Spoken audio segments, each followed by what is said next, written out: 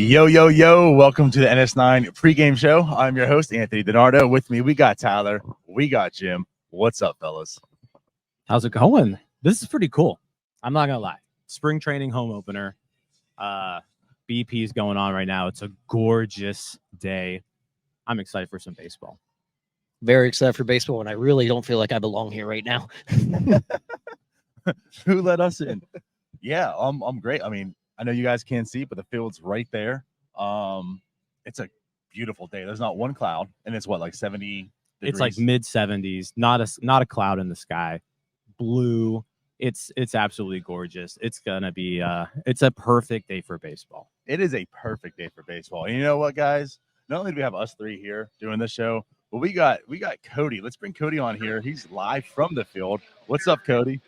What's up, guys? I'm on the field. Greg Brown's behind me signing autographs. It's a great day for baseball. I'm excited. This is awesome.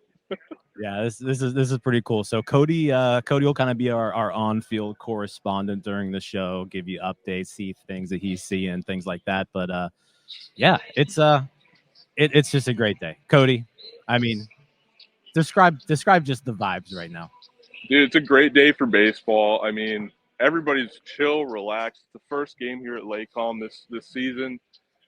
Vibes are immaculate, really. Like, people are just having a good time. It's real, just laid back. Like, everybody knows what this is. Baseball's back. We're getting back into it. We're having a good time. I think we're going to have a great time here today at Lakecom. I think the Pirates are going to do great. But, yeah, I'm going to go around, try and get different angles of the field, see what we can do, maybe talk to people. But I was told don't talk to people, but we'll see what happens. Hey, you never know. But, yeah, you never know who – maybe somebody wants to talk to me. I don't know why, but maybe they will. You never know.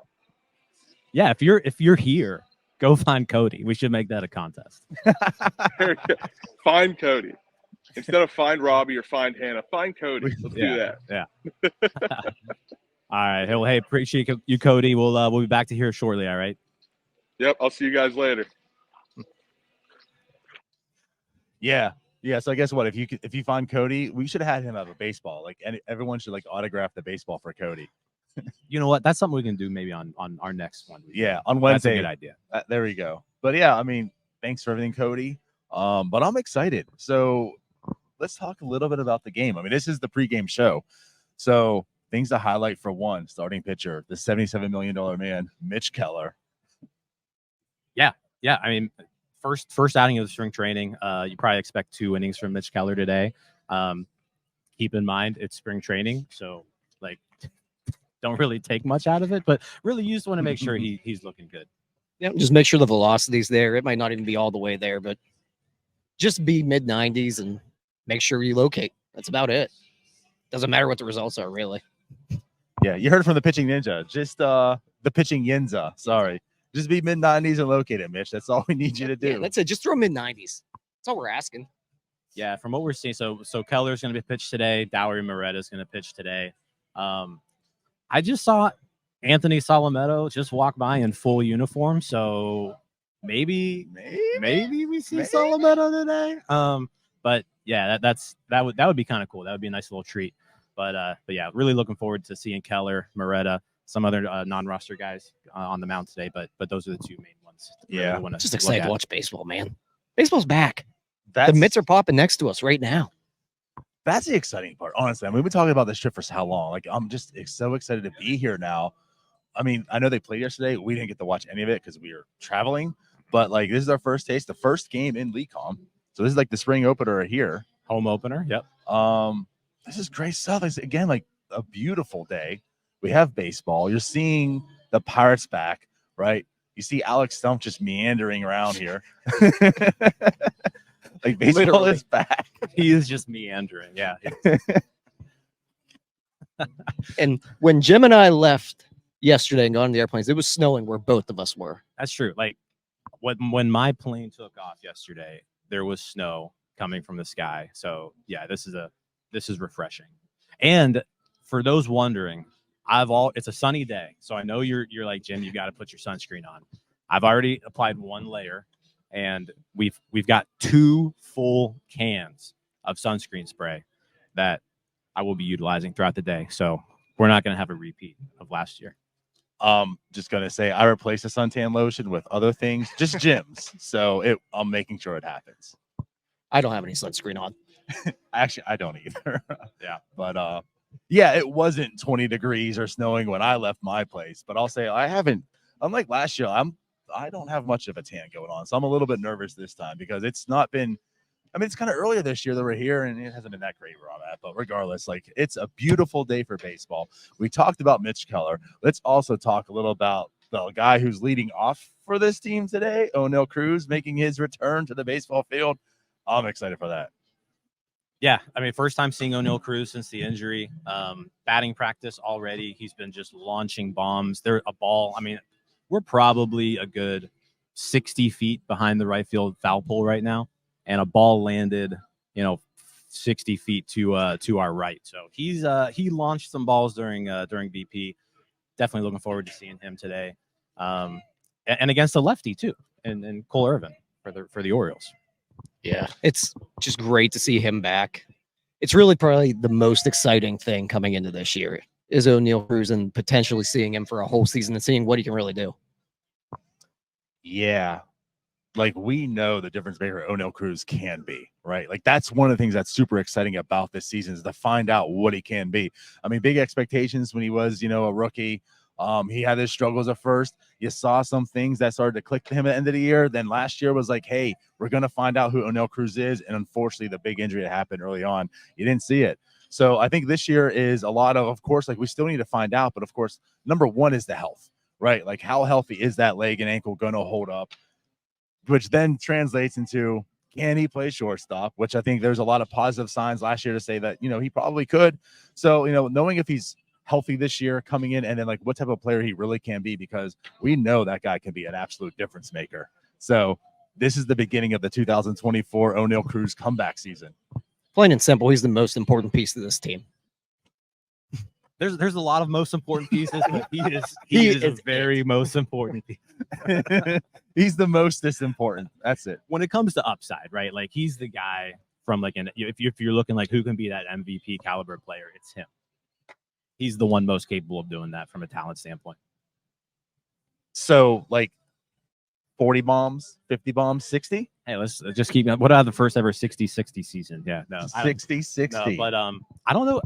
Stolen bases wise, I don't know if he'll maybe take a step back from there, but yeah, I mean, the expectation is that O'Neal Cruz, I think, has to perform at a very high level. So, I mean, I'm not going to get into season predictions here, but yeah, you want O'Neal Cruz hitting over 30 home runs this year. Yeah, that's the other thing, though. We get to see O'Neal Cruz with the new bases. That's a good point. We didn't get to see that last year, really. Get to. And yeah, I mean, it's going to be interesting. Like, how much free range does he have on the bases after the injury? I mean, he is young. I hope he comes back fully healthy from that. Like, there's no restrictions because, yes, I'm not saying 60-60, right? But like O'Neal Cruz, the power speed combo is fantastic. And right with those large bases, God, he's so fun. Yeah. So, I mean, the whole lineup in general today, though, I mean, so talking a little bit about Cruz, but the lineup 1 through 9 really is, I mean, these guys are all starters. So, but we've got a guest on. Cody looks like he's found somebody to talk to him. So let's kick it over to Cody. Cody, what's happening? What's up, guys? Yeah, someone actually wanted to talk to me.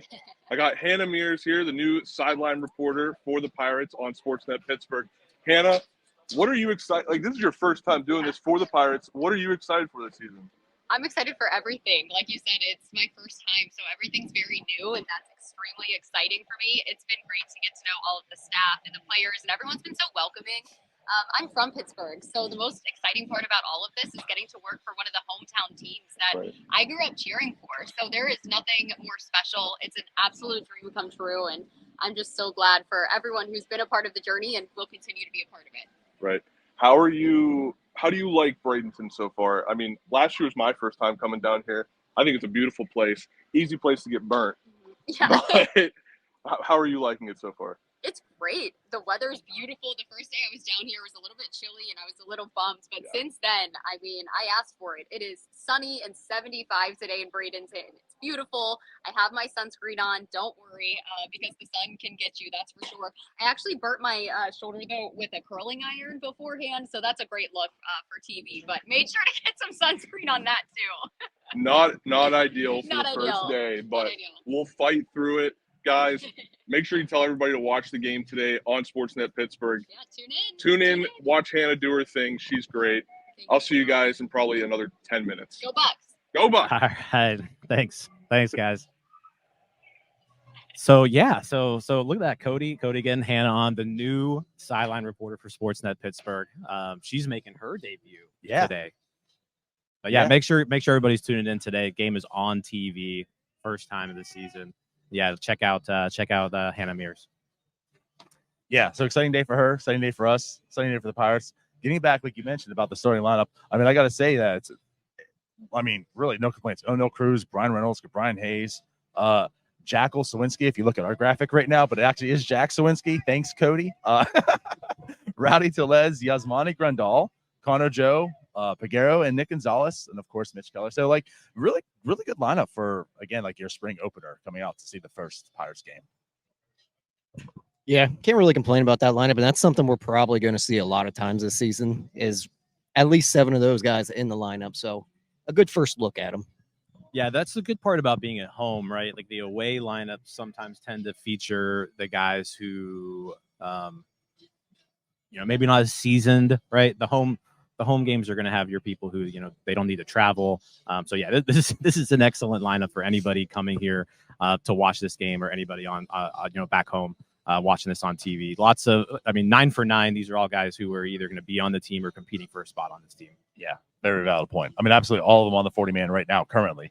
And right, you're probably going to see a good dose of all these players at some point. So, like it's spring training, it's game 1. You're not taking much away from this and saying, well, some people might, but like you're not taking much away from this and saying like, okay, O'Neal Cruz is back or this and that. But like, it's good to see the guys that you're going to. Oh no, if O'Neal Cruz hits a home run, I am going to say O'Neal Cruz is back. back. On the narrative, right? Like if O'Neal Cruz comes out here and starts just mashing balls, it's like he's back. Comeback player of the year, baby. I mean, actually, I'm not going to lie. When I saw him take grounders from, Alex, I think posted a video on Twitter a couple days ago, him just taking grounders, and I deemed that he's back. So fair enough. Here's the other thing we get to see today is the beginning of that second base battle. Nick Gonzalez, Peguero, both in the lineup today. Those are 2 guys fighting for that starting spot. That's a good point. So yesterday we saw both Triolo and Bay. And then today we get Gonzalez and Peguero back to back. Peguero is actually getting the start at second base. Gonzalez, the designated hitter. But yeah, absolutely correct. This that second base battle is one of the key position battles throughout this spring. Yeah, absolutely. So like you said, you probably want to see a good dose of all those guys too, because I mean they need to find out who's going to, and of course I would like to see some so I can make my decision on who I want to see. But I mean, I think the biggest thing about Peguero and Gonzalez is the bat, right? I mean, does it translate? Nick Gonzalez, we talked about, is he going to translate to like an MLB type of player, right? With his struggles he's had, and Peguero, not so much struggles, but he did get called up last year, did struggle, of course. And I think he has the upper hand, right, on the position and such. But again, like we talk about Cruz, not to that level, but like Peguero does have that power speed combo that is pretty damn sexy. So, if he can improve this year and see what he has, like that could be a big step for him. I can tell you that I'm going to make my decision probably today on who should start. And I'm going to stick with that the entire year, and that's going to be my narrative. Well, very good. So Tyler's got. So what else do we want to see today, fellas? Yeah, I mean, Brian Hayes, we get to see him again. He ended last season just looking so good. I mean, the last 2 months of the year was basically an MVP caliber player. So, does he keep hitting the ball hard? He's typically hit well here in the past, down here in spring training. Right. So, but yeah, it's like I said, I think the thing, you just want everybody to get through healthy, right? You want everybody to look good. The results right now don't matter all that much, but it's. I'm just so excited for baseball to be back. Like the pop of the mitt. You've got pitchers over here throwing, warming up. The BP. It's great. I'm just so happy baseball's back. Yeah, you talk about Cabryan. Let's talk a little bit about him as well. I think this is like a big year for him. I mean, you talk about the most important person on the team, right? Everyone has that to an extent, and I think with Cabryan Hayes, it's kind of like that also. I mean, there's been a lot of discussion, right? We even talked about our last show about his hitting, who he's worked with and such, and you saw how he ended last year. I mean, he was literally on an MVP level. We talk about he is like a 3-WAR as far as a floor goes, like a 3-WAR player, just because of the defense and just whatever you get from the bat.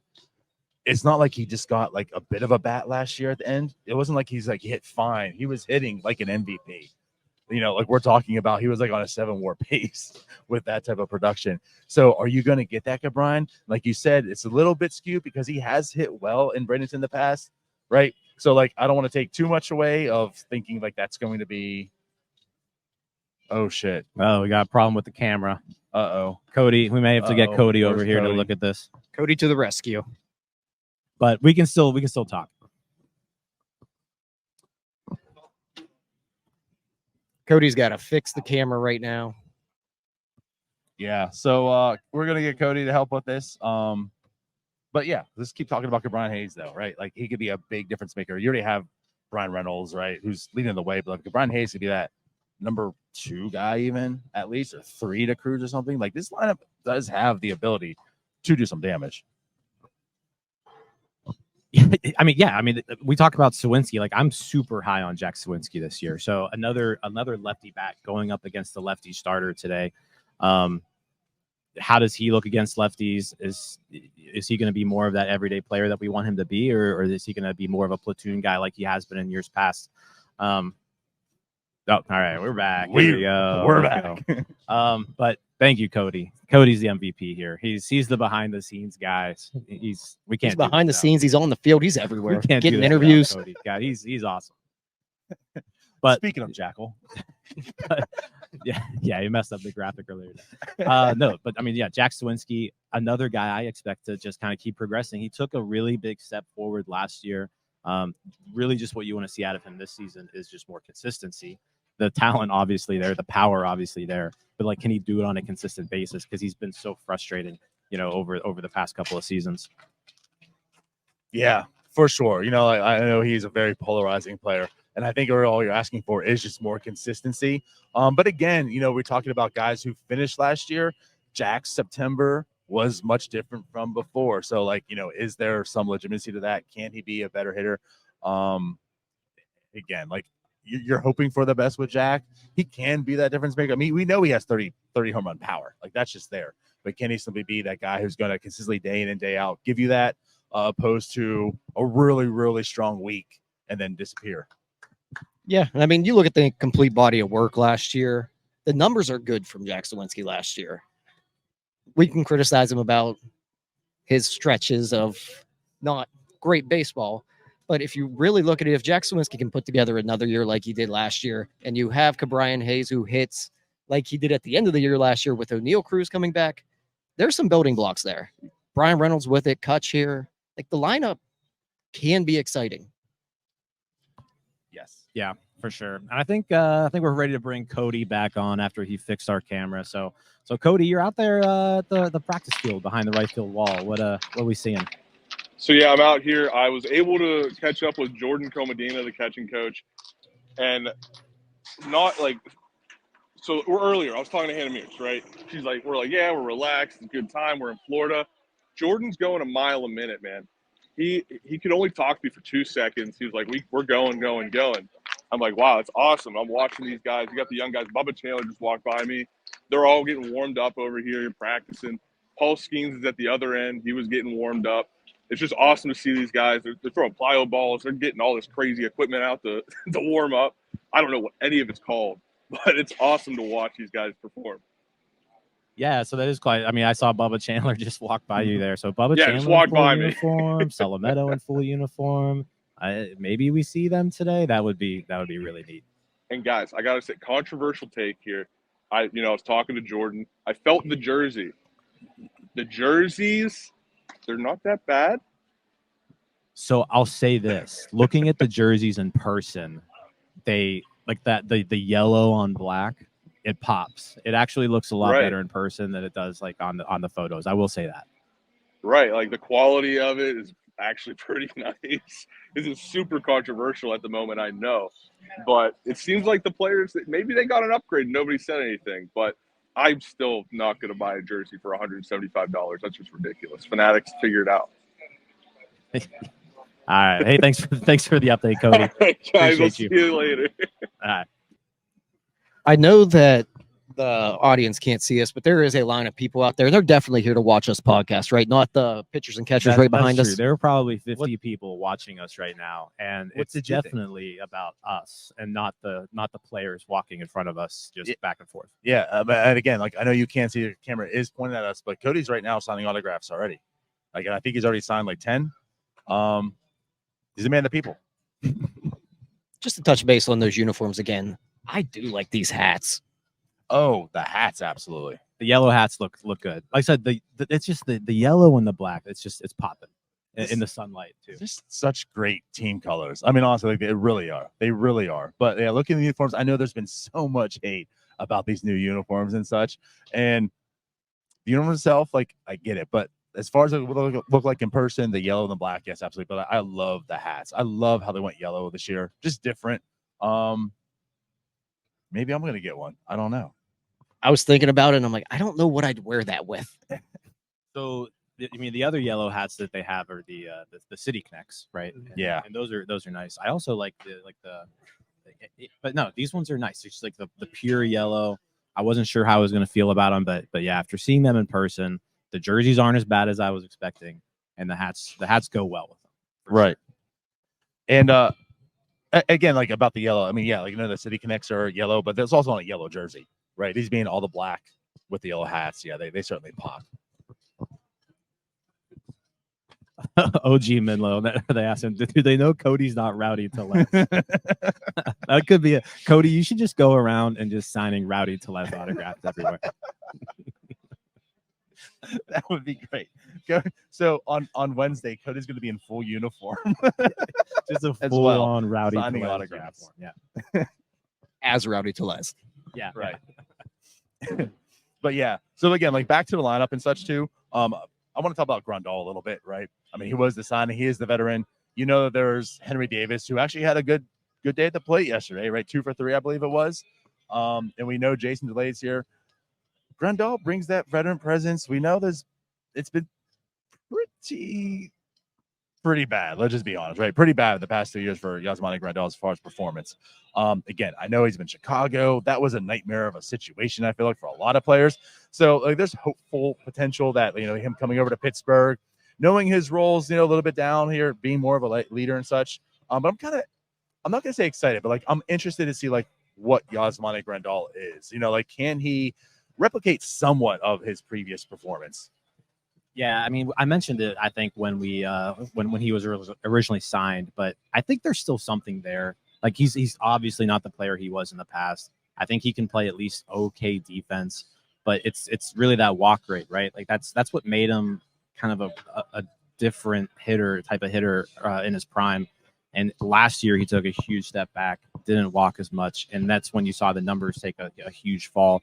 I think if he can get that walk rate and just kind of get back to the player that he was in that aspect, like from an approach standpoint, he can at least provide some value to this team. I don't think you'll ever see, you know, the power that he had before, but I think if he can at least get on base at a decent clip and play okay, you know, defensive catcher, then I think he still has some value left in him. Yeah, and I think if you look at him when he's at his best with that high walk rate, he really does fit into the Andy Haynes approach. Yeah. Like he's a good fit for what the Pirates want to do at the plate and just the way they go about everything. You know, it's not a square peg in a round hole. Right. Yeah. Again, like he's had this weird career in the sense, like he was always a good catcher, right? But like in I think it was 2021 where like he just turned this like complete like 3 outcome person where it was like a 25% strikeout rate, like a 25% walkout rate, and then he had that power. Again, not expecting him to come back there, but again, like there has been power, right? And like with that, obviously right field, like maybe he can get some out there. And again, he draws some more walks. Like there is that potential he can at least become maybe somewhat close to an average hitting catcher, right? Which doesn't take a whole lot. Yeah. So again, like I'm interested to see like what he presents to this lineup going forward this spring. Yeah, I mean he's batting right behind Rowdy Tellez. I know we joked about him earlier with the Cody thing, but Rowdy Tellez is another guy who injured last year, fell in hard times, but like you saw what he did in the beginning of the year. I think he had 8 homers in April and like halfway through May. So like the guy has power. He still has power. If he can tap into that again, you know, there's some potential upside there. I'm just looking at this lineup right now too, guys, and there's a lot more power in this lineup than I think what we're used to seeing from Pirates teams in recent years. You know, you've got Cruz, you've got Sawinski, you've got Tellez, you've got Grandal. Reynolds is going to be, you know, a 20+ homer guy just because. But yeah, lots more power in this lineup than what we're seeing. So hopefully that can be something that can be rectified, because that's been a big problem for this offense just for years and years now, is just the complete lack of being able to hit the ball over the fence. Yeah, I think if you do look at the 1 through 9 this year, there's a pretty decent chance that everyone 1 through 9 could hit 10 to 15 home runs at least. Yeah, actually. We haven't had that in a long time. Well, that was what you saw back when the Pirates were good, right? Like those playoff teams. It was, I forget which year it was, but I think they had 10 guys with double-digit homers in 2015, maybe. Probably. But that's what you need to do to win in today's game. You can't just string hits together. It's hard because just of the strikeout rate nowadays. So, like, in order to score a lot of runs, you need to hit the ball over the fence. And I think this is really the first lineup we've seen in a while that has the capability of doing that. Yeah, that's the thing. Like, again, we talk about this offseason, right?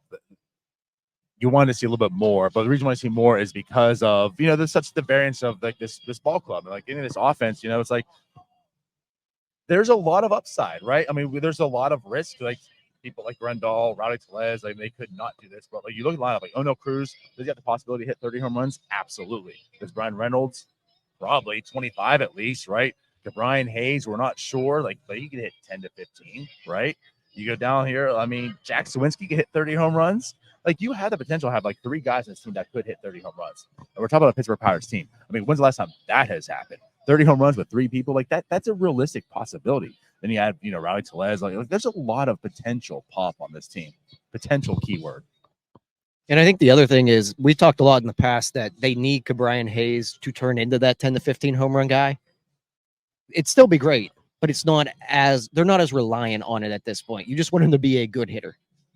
No, you're right. I mean, if Brian Hayes is the hitter that he was the last 2 months of last season, then it's like, okay, this is pretty cool.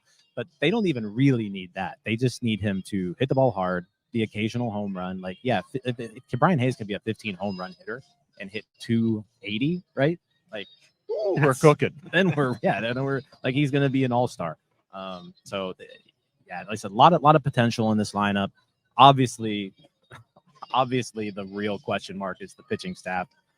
But again, Keller on the mound today, so you know he's got the opening day start lined up, so he gets that first start. But yeah, this team is really going to be as good as that pitching staff allows it to be. Yes. So let's go to Cody once again here. Cody is What's with up, Neil. guys? Look who I found. Hey, what's going on, guys? Straggling around here. But anyway, so we're here. It's about noon, so it seems like it's time to get a beer. We're gonna get a beer here soon. It's beer time. It's beer time. But first, I want to talk to Neil. Neil, you were watching the pitchers warm up. What did you see? You got to see everybody. That's what I was saying earlier. Everybody's out here warming up. But what did you see? What's your analysis of what you've been seeing? I mean, I just like seeing the Paul Skenes pitching to Henry Davis. You know, it's clearly got a good relationship going. He's talking with them, asking for advice in between. Like, there's a lot of good conversation going on between them. And I just saw Solomito and Chandler doing Pyro Ball. Wasn't anything too fancy, but I'm hoping to see him pitch today. Yeah, no, Davis and Skenes seem like they're connected by a 66-foot, 6-inch rope. Like, those guys are always together. I love to see that. What are you looking forward to today with today's game? First game at Lakecom. First time we're really seeing a decent lineup this spring. I mean, it's only the second game, but We're seeing Cruz. We're seeing all these guys. What are you looking forward to? I want to see good pitches and I want to see hard hit baseballs. Hell yeah! Can't take anything away from the game, so I just want to see good. I want to see good performance. So I'm excited. Absolutely. Well, guys, we're gonna get a beer here soon. You guys keep going, and I'll see you in a couple minutes, I guess. Hey, you know what? Keep a beer cold for us. Once we're done here, we're gonna need a nice cold beer. Absolutely. We'll see you guys. All right, see you all. Cody, the correspondent, the camera battery man, and the beer getter. Man, he's our Hannah Mears. Like Cody is our Hannah Mears. But no, so Neil mentioned they're Henry Davis and Paul Skenes basically connected at the hip right now, just constantly back and forth with each other, talking with each other, picking each other's brains. That is something where, because those two guys, I mean, those are your 2 first overall picks over the last 3 years. You need those two to have an established relationship with each other. If they feel comfortable with each other, those are two guys who like need to perform for this team to do what we want them to do this year and years going forward. Yeah, we heard about like basically Henry Davis saying, "What are you guys doing? Because you're coming to Bradenton this year in this offseason, right?" Which again, like we know about the intangibles Henry Davis presents, like that's part of it. I mean, this guy's going to go to work and he's going to make sure everyone goes to work. But yeah, like seeing them two really establish this relationship, awesome stuff. Yeah, man, he's absolutely another very important piece. He's we keep saying it, but like there are a lot of most important pieces on this team. Right. There's like a 50-50 split between like 5 different guys. There's like a 250%. More than that, buddy. But O'Neal Cruz is 100%. Yes. Yeah. So yeah, guys, I don't know. Is there anything else that you really want to talk about? Or well, we're going to be talking about a lot this week. they're clearing off the field right now. We're within the hour now of game time. Well, let's talk about kind of our plans while we're here. So, I mean, obviously we have today's game. Tomorrow, the Pirates are on the road in Dunedin. It's about an hour drive. We're probably not going to make that trip, but we do plan on our Starbucs is going to be tomorrow morning. Just a normal time for you guys. We're going to be at Pirate City tomorrow is the plan. So we'll get some stuff for you guys there. Tuesday, we've got we're not going to be doing one of these pregame shows. And actually, you know what? Who knows? Maybe we will. Maybe we'll just do it. But we're definitely doing it again on Wednesday. I'm just looking forward to. We've got 4 baseball games while we're down here. 3 here in League Com. We're going to be in Sarasota when the Pirates play the Orioles later in this week. So it's going to be a fun week. I'm excited to see a lot of baseball. I'm not really that excited. I'm 24 hours so far of hanging around DiNardo, and I've almost just bit his head off. True story. But DiNardo is not fun in the morning. It's driving me crazy, but we'll get through it. I think as long as there's a 50% chance there's a that 50, one of us are getting beaten up. 50% chance NS9 just disbands after this week. Yeah, getting back to the other stuff though, as far as content, we're gonna have all that. Every day expect a wrap up. We'll have a wrap up tonight. Yesterday we just got in, but every day expect a daily wrap up, like how we did the winter meetings. Hopefully get some guys on, some beat writers such to talk with us, and also this little tease, guys. We have maybe another Bucn around, a special Bucn around set up. Going to be recorded maybe in a few days, and get out here in a couple weeks. Yeah, looking forward to it. So. Yeah, I think that's it. I mean, let's go join Cody and Neil with a beer. Yes, it's time. It's beer time. So with that said, I appreciate everyone for watching. As always, go ahead, subscribe, do all that good stuff. If you're not already, we'll be going live and doing a lot of content this week. So we'll see you guys then. And we'll see you later tonight. Yeah, we'll see you later. Peace out, see you guys. Hey, you all. Thank you for watching. I know we try to provide the most entertaining content that we can, and we'd love to spread it to as many people as possible. So I know it doesn't seem like a lot, but if you could take the 5 seconds to like this video and subscribe to the page, it helps out so much more than you know. Thank you, and let's go Bucks.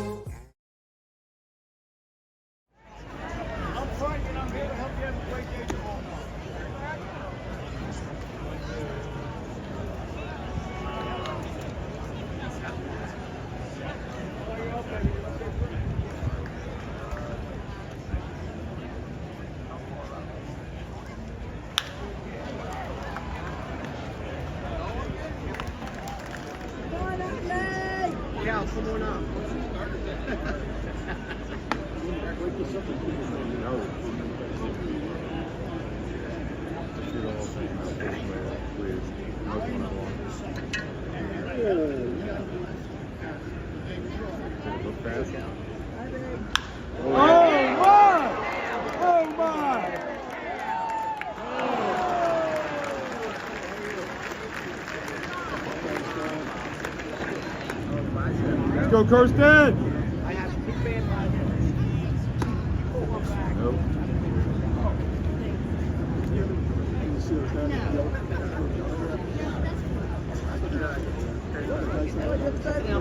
Oh yeah, he's here. Yeah, right?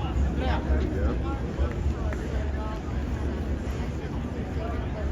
Full dugout. Let's go, Heston!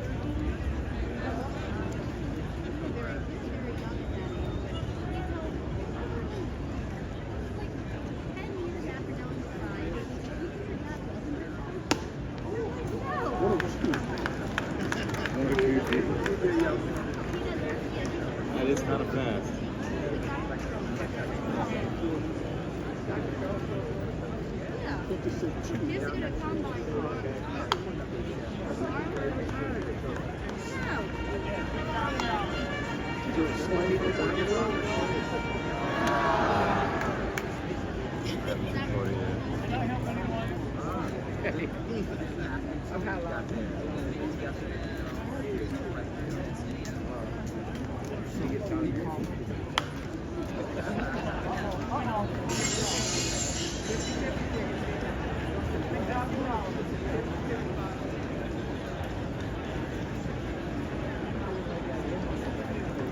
Let's get it started, Kirsten.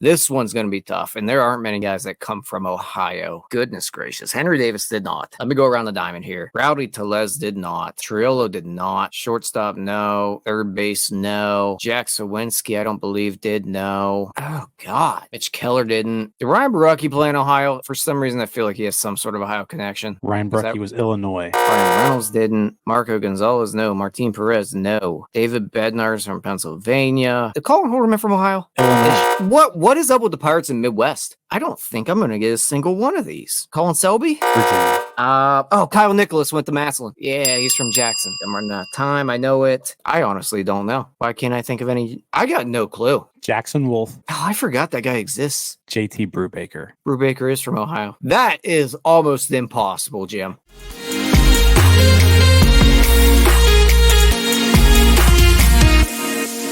All right, it's the Sunday daily recap from Bradenton here. I'm Tyler. With me is Neil. We just got back to the Airbnb from the Pirates Orioles spring training game. A lot of stuff happened today, Neil. Yeah, it was a really busy day. Very busy day. Very jam-packed from like 8 a.m. on. We were at 100% go time. Yeah. Before we even get into the game, we did do a pregame show from Lecom Park. That was a lot of fun and really cool. Yeah, no, and like seeing you guys just set up near where all the Pirates I feel were like I'm warming just up. rubbing it in here to And Neil that he wasn't along for the ride, but I just showed up for about like 10 seconds. You know, I was with Cody, but like, know, you were by where all the Pirates were warming up, but Cody was running around the stadium, providing his own input. It was great. It was a great time. Cody was the MVP of today. Yeah. We had a little issue with the camera. He came through clutch. He talked to Hannah. He was our on-field correspondent. Like Cody did it all today. Yeah. I mean, he's always like doing all the great stuff behind the scenes, but now he's able to do everything in front of the camera too. It was great today. He got the recognition he deserved. He got to live out his dream of being Robbie today. He even got to give out autographs like Robbie today. Do we just want to talk about that real quick? Yeah, let's talk about that real quick. All I know is that I went to get 2 hot dogs and a beer. I came back and you guys were just signing autographs. Yeah, we had a fan come up and ask for autographs. We all signed this brand new City Connect hat. It was pretty awesome. Yeah. That happened today. This is the first time I've ever been asked for an autograph. I think. Oh, Yeah. I don't think I've ever been asked for an autograph. I'm sure I've signed them before, but it was probably like mandatory or something. Yeah, no one really wanted autographs from Division III cross country runners, so it was. I would've asked for your nice. autograph. I appreciate that. Hey, you were a D1 athlete at one point. I was D1 baby, but yeah, I'd get the autograph from the Ohio baseball assistant coach of the year. Yeah, it's a long acronym. I can't even remember it off the top of my head. But yeah, we got to sign an autograph on a City Connect hat. Did a pregame show. And then we watched a baseball game. And we watched a baseball game that Mitch Keller started and O'Neill Cruz played in. Played it, yeah. It won't show up in the stack, but O'Neill Cruz hit the media building in right field. Yeah, he probably hit a baseball like 400 feet. Foul. Like 440 at least. Like it went flying. Like I lost track of it, and I thought it was about to like hit someone in the head. Oh, that. But it flew over us. Like we were on the outfield boardwalk, and it flew over the boardwalk. Oh yeah, it was a nuke. So O'Neill Cruz is back. We did get to see him play short a little bit today. Turned a nice double play. Basically, right off the bat, balls that gets hit to him. Yeah, no, he was good. Yeah, I mean, I think you would expect him to look pretty normal right now. The real test is going to be as the season goes on. Is there going to be wear and tear on it? But right now, he looks like he's all the way back.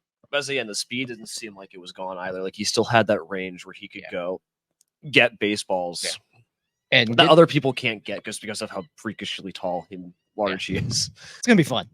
Yeah, very excited to see him. And Mitch Keller, big money, Mitch. Money, Mitch. I tried to ask him for $20. He didn't answer me. Got a He asked rude. like 5 times too. I know. All I want to do is hold $20. Yeah. It's fine, Mitch. We'll get it next time. Yeah, I mean, he has right now. He has some money to spare. Like $20 ain't gonna hurt him. But he does go 2 innings a day. Walked 2, struck out 2.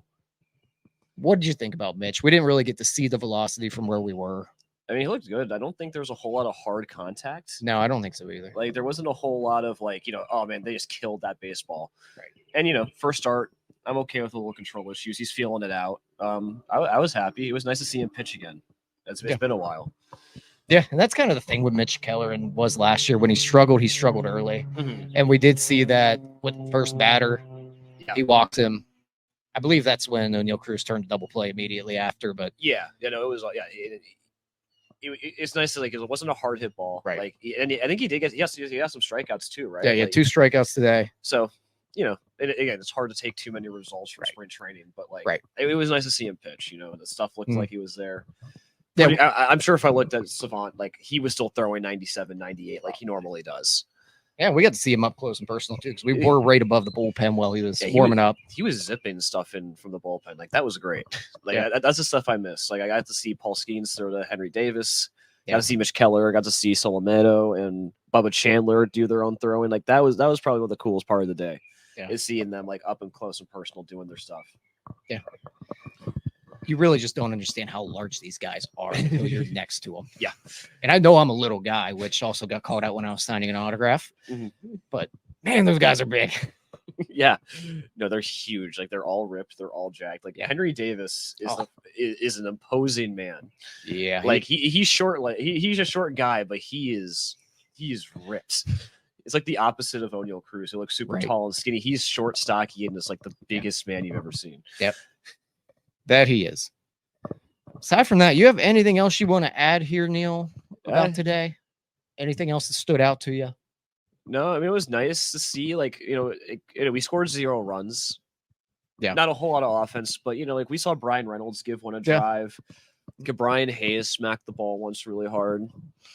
It wasn't the most exciting game, but it was nice to see them back and play. Right. Yeah. We did see a couple guys give the ball a ride, but the Orioles were flashing the leather today. Oh yeah, I think they had at least 3 or 4 catches at the outfield wall. Yeah, which is unfortunate, but now granted, it's also spring training and windy, and the ball carries. But yeah, first time out, can't really complain. I mean, at the end of the day, it's great to be at the ballpark. It was nice to be at the ballpark. It's been 15 years since I've been at Lecom, so it was a good time. Well, we'll be back at it again Tuesday and Wednesday, right? Yes, sir. So we'll be back at the park. Tomorrow we have Starbucs. And we have a lot of stuff lined up, to be honest with you. Yeah, We got have a pregame Starbucks in the morning. We got another recap coming at you tomorrow. Then we have a pregame on Tuesday at Lecom, and then review of the day after that too. We got a lot of things coming up here, so just stay tuned. Oh, of course. And on Tuesday, we're interviewing Neil Walker for Bucking Around with our man Cody. This is this big week. He's going to interview Neil Walker on Bucking Around. Just stay tuned. We got a lot of stuff coming for you. Anything else to add here, Neil? No, I'm good. All right. Well, this is the Sunday recap. We'll be back at you here tomorrow. Peace out, Girl Scouts. Okay, that's a pirate. That's Captain. Oh, I get. Okay, so Jack Win. Oh, ski. Okay, so Jack Sawinski. I got that. It's a blue jay, a sun, a blue sun, blue. Who are you? What? Jason Wavy Lays. Jason. Where is that a delay? Who is that? I mean, it's Jason Delay, but I don't know why that's a D. That's D from Always Sunny. Oh, well, I outed myself for never watching that show. Is that a chicken or a hen or a rooster? That is my love. That's Rihanna. Ruri. This is us. Rowan. It's a hen. Hen. So it is a hen this time. Interesting. Henna tattoo. Henry Davis. Henry Davis. That's interesting, Tyler. I thank you for that one.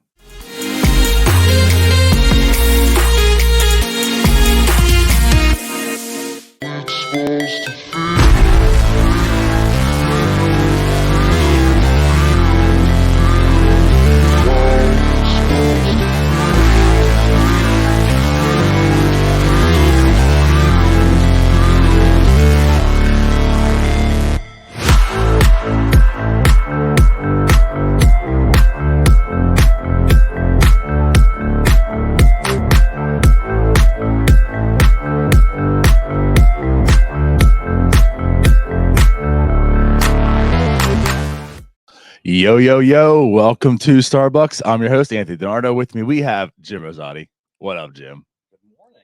Good morning.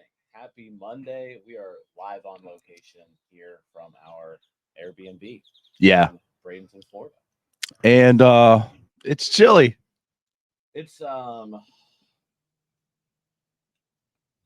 know what, my I think this morning when I woke I don't up, have a watch on. I think when I woke up this morning, it was 49 degrees, but it's getting a little warm. It is 53 degrees. But we're here for you. It's supposed to be an excellent day. It's going to warm up. There's no clouds in the sky right now. So, yeah, it's going to be another gorgeous day today. The Pirates are on the road today in Dunedin. We are not making that trip, but we are going to be in Pirate City today. So, yeah, we'll get to see some minor league camp. Which, I mean, let's talk into that, actually. So, like, what players are you kind of interested in? Because, obviously, with it being so early into spring this year, like last year we were there. We saw Endy, we saw Henry, right? We saw, like, the top prospects. You're not really going to see the top prospects this year because, well, they're in Major League camp.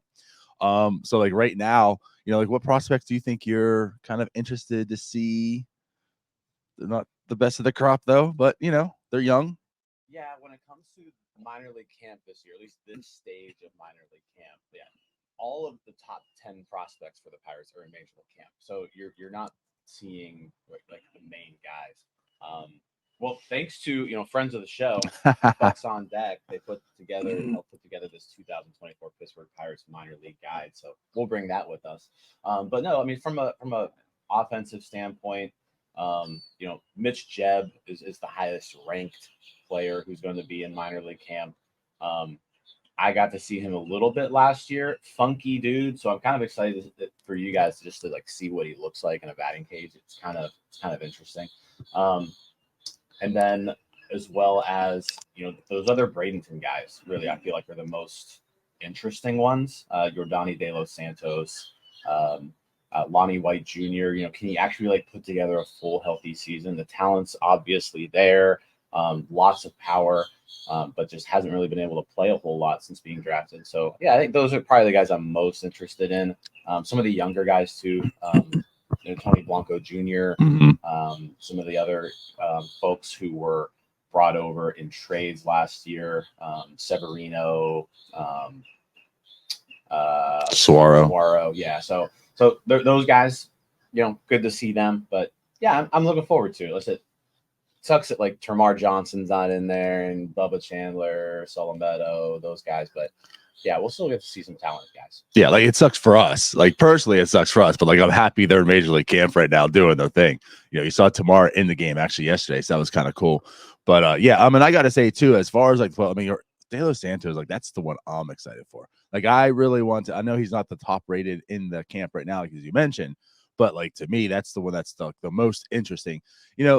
Unfortunately, the guys that are there, like you said, it's not top 10, but I feel like the guys that are there right now this year are the ones that probably going to make like the biggest impact this year as far as like the ability to pop up in those rankings. Again, like De Los Santos, you hear about the exit velocities, you hear about, how well he hits. Not able to see it in person is going to be kind of cool. But yeah, like even on the pitching side as well, like there's some young, interesting pitching up there, like Shim and such. Again, like a lot of these guys you don't really get to see. Last year was like the first taste of seeing some of them like in the States. So yeah, like to finally see these guys in person, when they're gonna be playing in, minor league baseball, this year, like you said, in Bradenton. It's kind of exciting because like this is the point where like this could be like a lot of their breakout seasons as well. And like with that said, we are going to be Pirate City today. We're going to be there pretty much all week before either the games or such. So like a lot of content coming from us. So yes, you'll get the grainy, behind the fence, like, hey, here's a bullpen session or here's him in the batting cage. But we'll get those up for you. So again, like it's not Tamar, it's not Bubba Chandler, but like I feel like this is like the next wave of like the young Pirates prospects who can make an impact this year and get up in the standings. And you'll see them on YouTube, maybe. Yeah, I'm sure you all can't wait for a 20-second clip of Yordani De Los Santos batting practice. But yeah, we may have and us calling it up top 10 prospect. we may have that for you. But no, that should be fun. We'll spend a little bit of time there today. Pirates game's on TV today, so we'll probably come back here to this gorgeous backyard of our Airbnb. We've got a swimming pool behind us. We got a putting green. Yeah, we may come back here and watch that. Right. And as Tyler like pointed out, he's like, I don't know how you could live here because I don't know how to dress because right now I need a hoodie and then in 2 hours I'll be sweating in there. We'll be in different clothes when you see us next time because it'll be hot. Yeah, it'll get up to mid to high 70s today. So yeah, it's a gorgeous day for baseball. Looking forward to it. Yeah. So, good. On top of that, let's talk a little bit about, and I know Tyler and Neil did the recap yesterday, but we didn't get a chance to really talk about what we saw. Anything from yesterday's spring training home opener that caught your eye? Yeah, what caught my eye is again to just overstate this, right? We were asked for autographs, and I didn't get to speak on this here, but like we were asked for autographs, and yeah, I mean we're famous. Like like you talked about the pregame show, they came to see us, and we found out that was a fact. Yeah, that was kind of fun. I don't think at any point in my life have I been asked for autographs. So yeah, that was interesting. So shout out DJ AY was the one who came up to right us, and asked for those. So we better not see that hat on eBay. And again, that was in like the second, the third inning, and the hat was completely blank. It's not as if he got O'Neill Cruz's autograph. It's not like he was there waiting to get, the $77 million man Mitch's autograph. Like it was strictly for us. Right. We know where we stand. Yeah. Cody, you mess with my sound a little bit. Apparently my microphone's a little low. Is it on? How do I tell if it's on? You press it up. It is now on. There we Wow. go. How we doing, everybody? Now we're cooking. Now we are cooking. We are now speaking together 7-Eleven-ish. Welcome to the show, Jim. Yeah. How you doing, Hey, buddy? it's good to be here. Let me just go back and say everything I just said. No, I think you could hear me. It was My just mic probably really, picked you up it was enough. just really, really low. So yeah, sorry about that, guys. All right. You know So- what? We're blaming Cody was the MVP yesterday. We're blaming Cody for this one. We're blaming Cody for This is his jackal moment. This just means you're gonna have a very successful rest of your day now. These are things you can't count on me to know these things. He's just the talent. He's made that very clear from day one. Give me a mic. I'd like to make it clear that Donardo didn't come out here till 6:58 to get the show set up. So I blame him. Hey, you're the producer. Whatever. All right. Well, we worked through the kinks, like Brett said. It's the effort that counts. Like he said, it's the effort that counts. We tried. Yeah. All right. Where were we? I don't remember. We were talking about yesterday. Yeah. And what we saw. Yeah. I think for me, I don't know if since no one's heard me at all this whole show apparently, but Mitch Keller looking good. He walked the leadoff batter. Started off 0-2 on the leadoff batter, walked him, but then he didn't throw another ball for like 4 or 5 more batters. So he was locked in. Command looked good. Stuff probably not what you want to see, but I mean it was first spring training start, so like he's just getting loosened up. Derek Shelton said he liked what he saw out of him. Thought he looked great. So that's really the main takeaway. If Derek Shelton says he looked great, then we should just go ahead and say he looked great. Yeah, I mean that works for me. But like you said, I mean, what more do you expect for the first start of the spring training? Like Tyler mentioned, right? The pitching yins, I guess, on the pregame, just basically throw mid-90s and low K, and that's what he did, right? So like sitting 93, hitting 95, it's February still, right? I mean, you assume and expect the velocity to start creeping up. There was nothing like to take away from Mitch Keller, in negative in any way. But as far as like a negative impact to take away, and again, like it's not the biggest thing in the world, but like we typed up that lineup. We said like how this is like a lineup you'll probably see in like the major league games and such, and there's some power there, isn't that? And well, they didn't do anything. Connor Joe got a hit. Yeah, I was excited about the lineup because like it was 1 through 9. It was pretty much everybody who's going to be on the major league roster. Nick Gonzalez probably like the one question mark there. And yeah, they did nothing. So I mean, Brian Reynolds did have a nice fly ball to the track. I went on StatCast afterwards. Would have been a homer in 11 major league parks. Right. PNC Park was not one of them. So there was some good contact made. Hayes hit 2 balls over 105 miles an hour, but just didn't get them in the air. So they were both ground outs. So some balls hit hard. Is it Moretta and Keller were the 2 pitchers that you really wanted to see yesterday? They both looked good. Overall, it was fine. I would like to see some offense though sometime. Like if the Pirates could score a run while we're down here, that'd be kind of cool. Just one. One. We're here for 4 games. Just score 1 run. That'll be cool. Yeah. No, yeah, but again, like it's whatever. It's the home opener for League Com. It's their second literal spring training game. First game for most of these guys that were playing yesterday. So again, like the biggest takeaway is more or less health for spring training, if anything. But yeah, I guess nothing other than that is notable. I mean, obviously, like you mentioned, like the 2 hits or the 2 contacts made, I should say, by Brian Hayes. He was hitting the ball hard, and I guess just like defensively by Onel Cruz and Leover Peguero, they had some nice defensive plays that were made and such. And again, mostly for mostly for O'Neill, like seeing him go laterally to make that play. He made a double play there.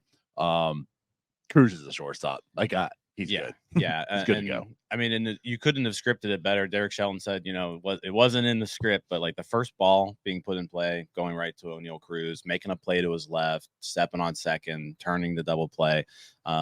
That's a good way to welcome him back into this lineup. Yes, for sure. So that's what we saw yesterday. It was a fun, good overall day yesterday as well. And now, like you said, like now it's day 2. We're going to be doing Pirate City. We're not going to be actually at the spring training game, but we'll watch it. I don't think lineups or anything out yet, so we can't like really preview it. But I guess in a sense, we do know who's pitching, right? Roansy Contreras is pitching today.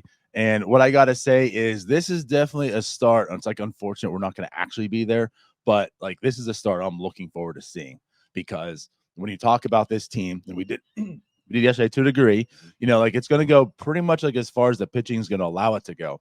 And Roansy Contreras is going to be a big part of this because, Jim, They didn't do a whole lot this offseason to really improve. So Roansy Contreras has the ability and potential to be in this rotation. And if he can show signs of his old self, like that's going to bode very well for this rotation. So again, like I'm not here saying it's going to happen. I'm not here saying it's not. What I'm saying is like I'm very interested to see this first outing to see like what maybe 2024 Roansy Contreras is. Yeah, I'm not going to really say anything, but we were kind of tipped off that like watch Roansy Contreras today. Yeah. You know, a lot of people seem to be excited about him in camp.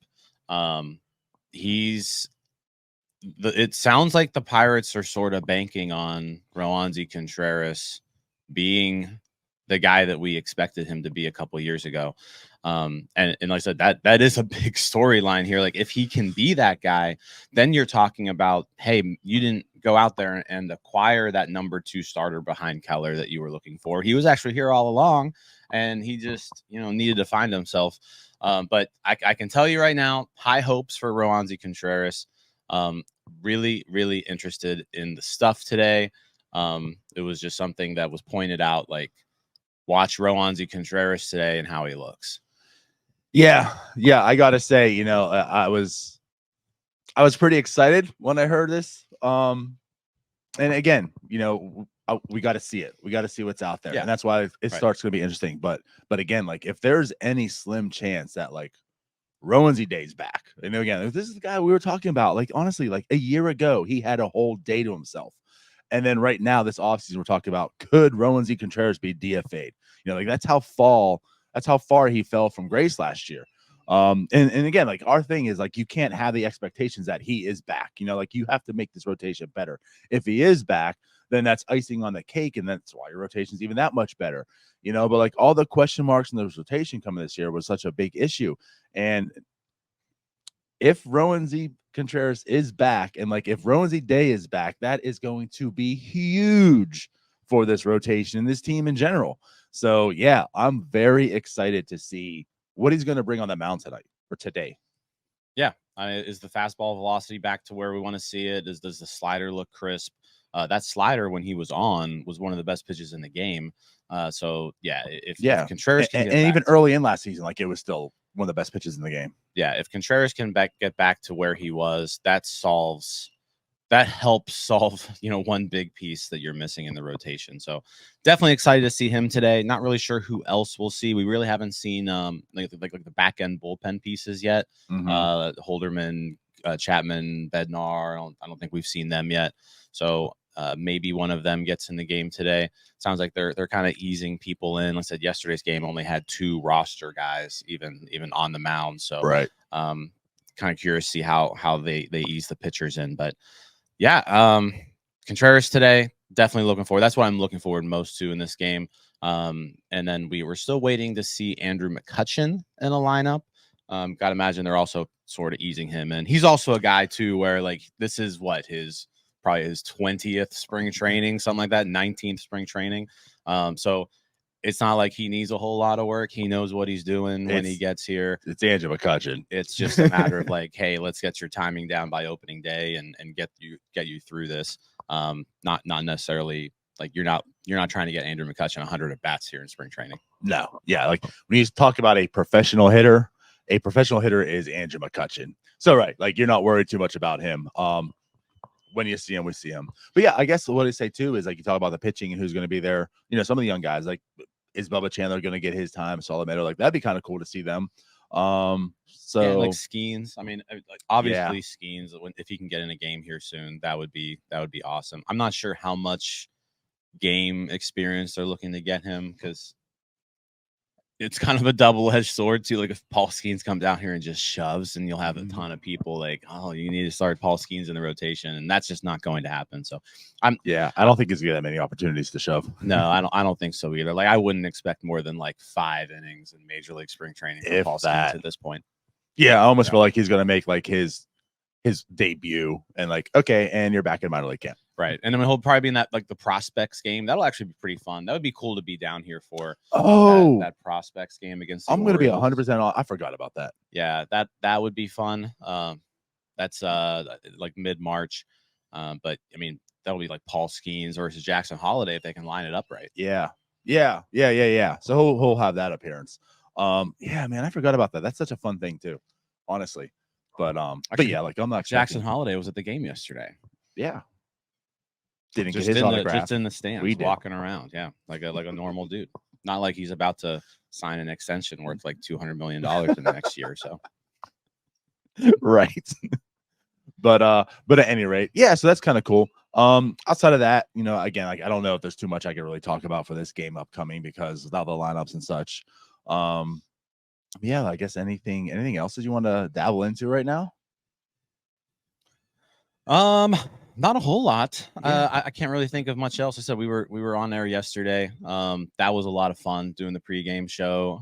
Shout out to Cody. He got, you know, Hannah Mears on as a guest. We had some stuff around about the jerseys. He found Neil just wandering around like a lost puppy dog.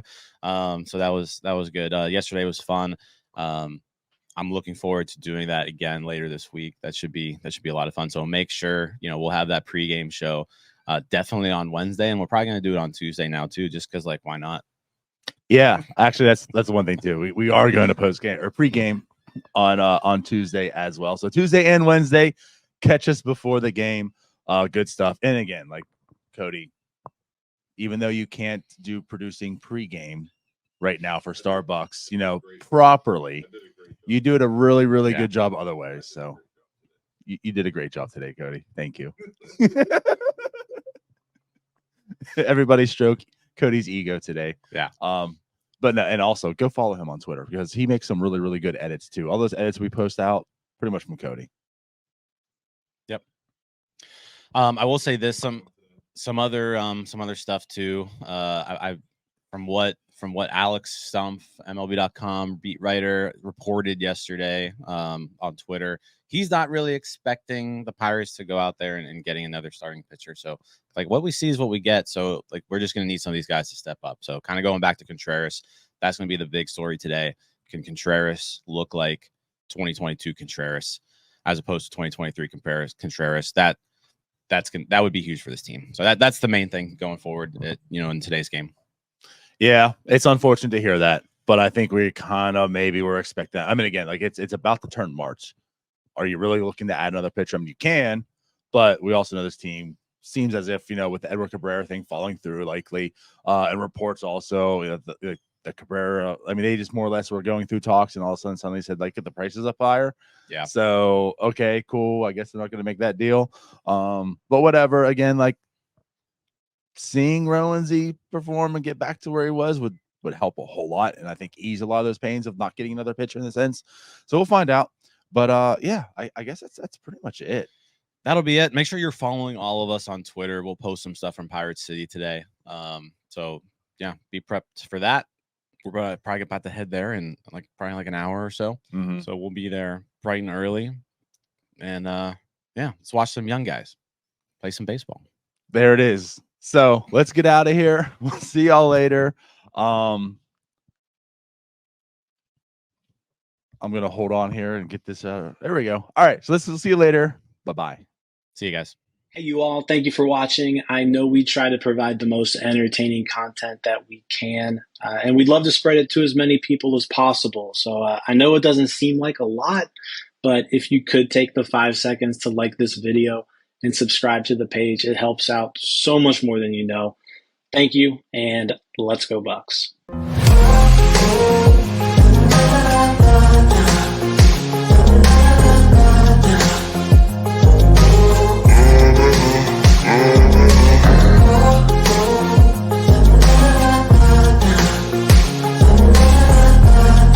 We got John Morant. We've got Taylor Swift. We have a tree. We've got the first half of Ole Miss, and then we got the Ohio State players saying an O. I have absolutely no idea. So this is the cover of Red. So Jared Triolo. All right, let's go. Jared Triolo. It looks like maybe like a marble rye. Ryan Barucki.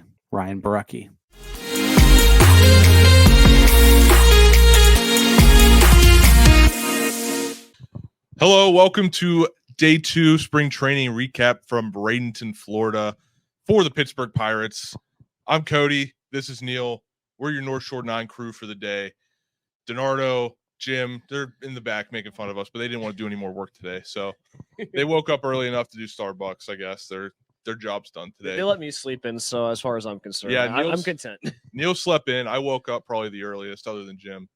But like I said earlier today, Donardo got up at 6:58 to come out here and do Starbucks. So, but anyway, today we went to Pirate City to begin the day. Then we came back here. We had a little bit of a pool day after lunch, and we got to watch the game from the pool, which was great. Yeah. But let's start out talking about Pirate City today. It was our first time there today to see all the prospects practice. Neil, what did you take away from that experience?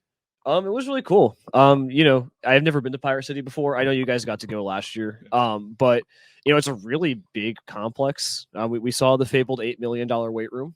And from a distance. Yeah, from a distance.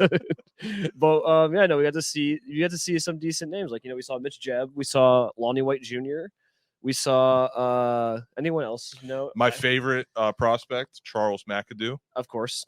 I love that guy. He's built like a brick house, and I love it. Yeah, so I mean, most of the big time guys were with the team in Dunedin, but it was cool to see the lesser known guys. There were a lot of players there. Yeah, they had everybody was there. All the minor league guys were there. It was fun to see them take live BP against each other. Lonnie White Jr. got plunked though. That was a sight to see. Was not expecting it. Yeah, no, you can tell the guys are a little wild, but no, it was nice, and yeah, you almost wish you could tell who everyone is. We were playing that little game, of see who we can recognize by pulling up the rosters and who looks familiar on the phone, but a lot of new names, and I think Tyler made a new friend. Yeah, Tyler, he was talking to everybody. The guy who hates everything was making friends. He wore a shirt that just said Ohio on it. That's all it was Ohio in the shape of Ohio. And had one guy who's security or something there, talked to him for half hour. Then on our way out, a prospect asked him, "Hey, where are you from in Ohio?" And found out the prospect was from Toledo. I don't know. If you find out who's from Toledo, drop it in the comments because we could not find him. Yeah, I could not remember if Tyler found out who that was or not. But yeah, at this point in the season or in the spring training, you got a lot of the prospects there that aren't big name guys that didn't get the invite to the big league camp. But later on, if we were to be here later in the month, you'd see guys, trickle down from major league camp. But yeah, we didn't see too many big prospects, but we had a good time. It was fun. We got some video we're going to put out at some point. But yeah, good time at Pirate City. Yeah, no, I can't complain. As for the first time there, it was kind of cool just to see everything. A lot of tons of fields, a huge complex. We needed to go inside, but that building is huge, so that was fun. Yeah, the 4 fields, the extra field in the back that nobody's allowed to look at. Yeah, they were shielding bullpen sessions from us. Yeah. But other than that, we went to Oak and Stone, I believe it's called, in Bradenton for lunch. Jim's favorite spot because he gets Marriott points there. But that was great lunch. And then we went back here to the pool. You can see it was in use today. Yeah, we were back there. We put on the game. It was a beautiful setup we had here to be able to watch the game, just take it in. Wasn't a beautiful game though. No, it got a little bit more interesting at the end, but the first 5 innings were brutal. It was awesome. It was yesterday, we were kind of running around, you had to get to the park early. Yeah. You had to make sure everything was set up for a show. Everything had to be right. And today we were just able to kind of just take it easy and relax, and that was the best part. Yeah, it was relaxing and watching baseball. Today was super relaxing day to watch baseball, but the game was a little too lax at the beginning there. But I did at the beginning of the game. I was telling you, if Jared Triolo can figure out how to hit, he's going to be on this team for a long time. And you're he's never going to hit. He's so bad. All this, that, the other. Guess what? He went 2 for 2 today. He did go 2 for 2. Yeah, no, he might just be the BABIP king, and if he is, I'm okay with that. But 400 BABIPs are really, really hard to run. Right. So you would know, not me. Yes. I couldn't run it on my freshman high school baseball team. So, But another big highlight from the game before we get to the huge one was Rowanzi Contreras made his debut in spring today. He pitched very well. Yeah, he did. We got some little hints from like Alex Stumpf on Twitter last night, talking about how like we have 97 reasons to be excited about Rowanzi again today. And it was fun. Like his velocity was back up. He was sitting 95. He was averaging 95. The biggest thing for me is that he got hit so hard last year. Yeah. He got, but especially on the fastball. And today, one hard hit, and it was the first batter of the game, and it was All-Star Bo Bichette. Yeah, I mean, Bo Bichette's gonna hit hard. So. Yeah, like and everyone, like, he gave up hits. Yes, he did. But it was all really dinky and weak contact, and that's the encouraging thing for me. Where his fastball that got pounded, like I think at like a negative 16 run value on Baseball Savant last year, that he can get that soft contact. That's a big step forward. Now the next step is to get the swings and misses, but you like what you see there from a first start, and obviously it's spring training, right? But it was encouraging. But that's the thing is the first start in spring training. You expect a guy to throw maybe 93, 94, try and get into his rhythm. Yeah, he was throwing like you're saying 95. He touched 96 at one point. Yeah, for him to do that his first time out in spring training we weren't expecting that. We were expecting the normal like get into the groove type of thing, but I think he's out there to prove like I'm going to be here to stay. Yeah, no, it was really, as we like to say here, it was really intriguing. Yes, very intriguing. Yeah, so that was the coolest part of the day for me, honestly, is like seeing him back, because like it is just so huge for the Pirates if he is a part of that rotation. Like he's a useful pitcher, because right now we don't have a whole lot of those. Right. And you were thinking after the end of last year, well, this guy is cooked. Yeah. But it's nice to see that he's going to be fighting for a rotation spot. And like, I think he looked pretty decent today. Yeah. I mean, that was the big question, right? Is pitching for this team. And it seems like it was never talked about, in the media or anything, but it seems like the team is relying on Rowanzi to take one of those spots in the rotation. Yeah. And he has to, he's out of options. So this is his make or break. So I'm excited. Like, I was not excited for Rowanzi going into spring training. Right. But now, like, it was a good step forward. He's not there yet. I'm not completely sold, but like, for what it was awesome. Right. And then, the rest of the game was pretty boring until about, what was that, the fifth, seventh inning? I think it was like the sixth inning, something like that. Yeah. And Tamar Johnson arrived. He hit himself two home runs today. The first one was 392, I believe. Yes. Second one was like what, 405, 407, maybe 402. I forget, but something like that. Yeah. But he hit him hard too. Yeah, both over 100 miles an hour. Both were home runs in most MLB stadiums. Yeah. He killed one off a fastball, one off of a cutter. Yeah, it was a cutter. Yeah. Like it wasn't just like off of some like person who was like a non-roster invitee. It Right. was off of two major league relievers. Right. And that's really fun. Yeah, I mean, that's a guy who, Jim sent me the video before we started here. When he got drafted, he was like, we're going to be good as long as they have me. And he's trying to prove that right now in spring training. Yeah. He's only 19. He's a teenager. Yep. We probably won't see him in the majors until either end of season this year or next year.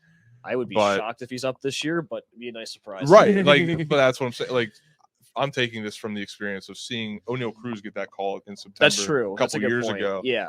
And that's a good point. Maybe they reward him that way, but you never know. I mean, they like to control the years, right? Yes, they do. So maybe we don't see that, but yeah, Tamar was definitely the bright spot outside. Offensively, he was the bright spot for that. Yes, he was. Like, it was another kind of.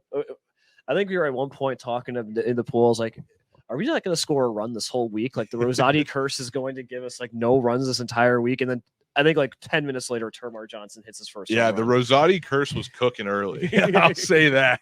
But Tamar decided to break that. We did score 3 runs because of him. Yeah. So that was great. 3 of the 4 runs scored from Tamar Johnson. I think. Wait, we had 4 runs. We did. I thought it was 8-3. 8. Who scored the other one? It was Chain. Chain scored. Oh, okay.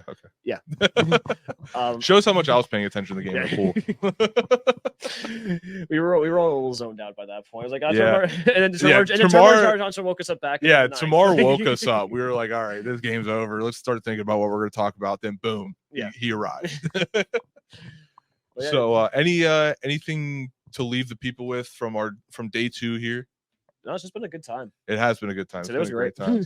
Well, thank you for checking out the recap. We'll be here all week. I think all of us leave Friday. Neil, unfortunately, is leaving us early. I'm leaving tomorrow. It's a Yeah, little sad. I'm sad too. I wish you could stay the whole week. I But do too. But we loved having him duty here. calls. We loved having him here, and maybe you see him tomorrow on the pregame that we're doing from Lakecom Park. Yeah, it should be fun. I'm excited. Yeah, so we'll see you guys there. Have a good one. Peace out. So, I mean, clearly Luis Ortiz, Rowan C. Contreras. I mean, Chapman's Cuban, clearly not him. You know I'm bad with names also, but the outfielder that's got from Kansas City, no. Damn it. I was going to go there. Okay. Figueroa, Endy Rodriguez, and then O'Neill Cruz. No one else from the bullpen. Jose Hernandez. And there's actually Endy doesn't count because he's not on the 40-man anymore. Oh, he's not on the 40-man. You're right. So, son of a bitch. Why couldn't you ask me this yesterday? But wait. So if he's not, wait, who was just signed? I mean, Fleming, obviously, and then who did they? Oh. Y'all, no, Grandal's not Dominican. What am I talking about? Moretta, Big Bank. Oh, son of a bitch. It was another bullpen guy. All right. I'm not too proud of myself, but I'm not.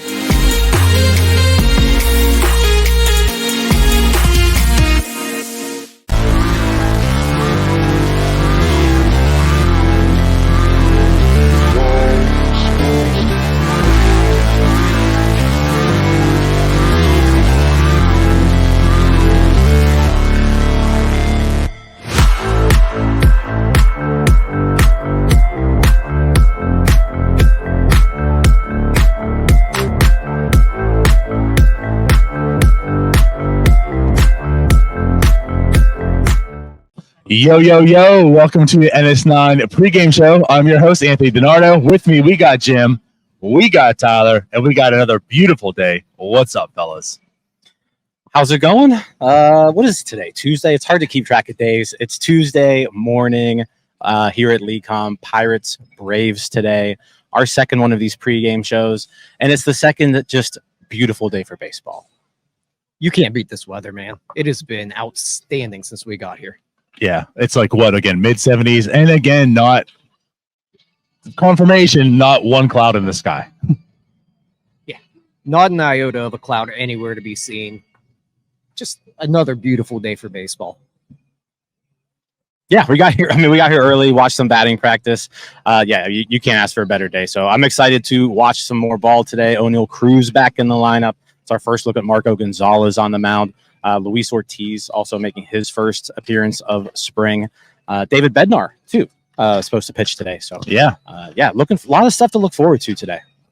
Right. No, you look a lot up. It's pretty much the same as, last time we were here discussing on Sunday. But, yeah, I'm very intrigued about the pitching lineup today.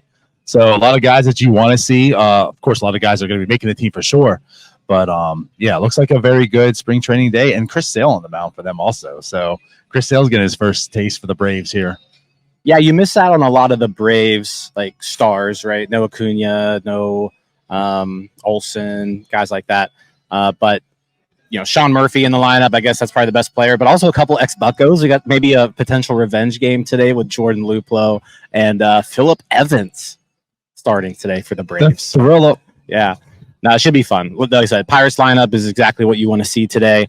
You've got 9 guys being trotted out there. And I mean, I'm looking at these 9 guys, and all 9 players in the Pirates lineup today should start on the opening day roster.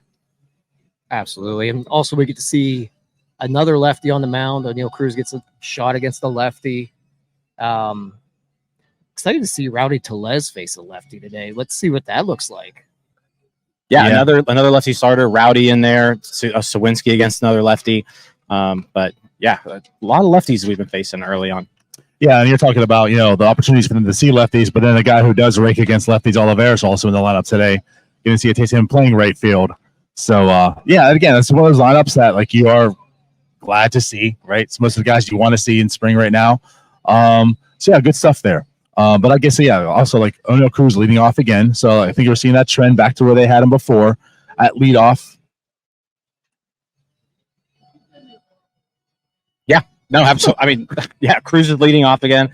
He's going to be there. It sounds like for the entirety of the season. Saw some batting practice earlier. He was launching some bombs. I guess, do we want to kick things over? Like last time we were here, we had an on-field correspondent. We're sending him all over the place. Let's get Cody and Neil on live from the concourse. Looks like they're maybe behind home plate or somewhere in that area. Cody, what's going on? What's up, fellas? Yeah, we're on the concourse today. Didn't want to go on the field at first because we were like, we don't want to go from the same spot. We want to mix it up a little bit. But then we realized Greg Brown's over there by the batting cage, or at least he was. Yeah. And we were like, why didn't we go down to home plate and come to you guys from home plate? We definitely could have done that. But anyway, it's me, it's Neil. We're going to be your on-field or off-field, I guess, correspondents today. Neil, what are you looking forward to today? I'm looking forward to just seeing some good baseball, some offense for once. I want to see our pitchers continue to do well. I want to see our starters look good again. Well, I think we're going to venture around here, probably go to the merch store real quick, see what they got over there, see what I can get my hands on. So yeah, check out some new jerseys, minutes. Maybe some hats. Yeah, I'm liking the All hats. right. I saw some nice spring training shirts. We're going to see what they got, and we'll come back with you guys with all that. Sounds good. Thank you, Cody and Neil.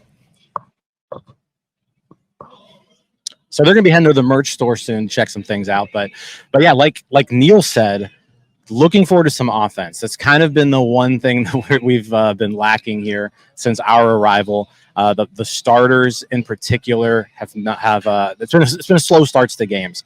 The game here against Baltimore in the spring opener, I think Connor Joe was the only person to even record a hit in that starting lineup. Right. Yesterday, it was really nothing happening until the subs came in and Termarr Johnson took over.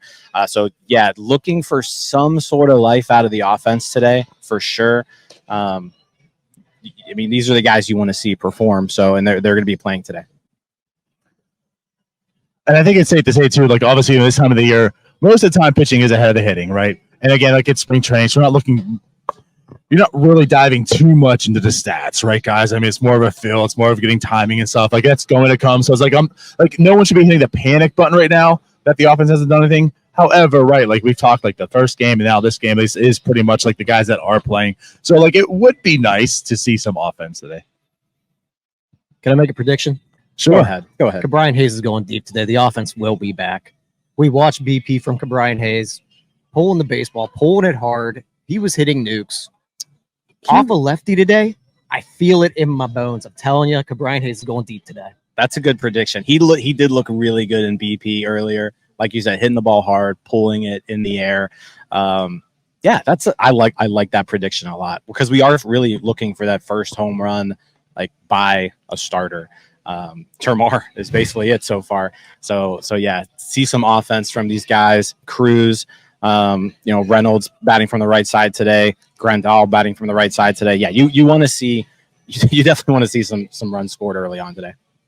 Yeah, I'm going to defer to you guys because I didn't get to watch any of the pregame stuff, unfortunately.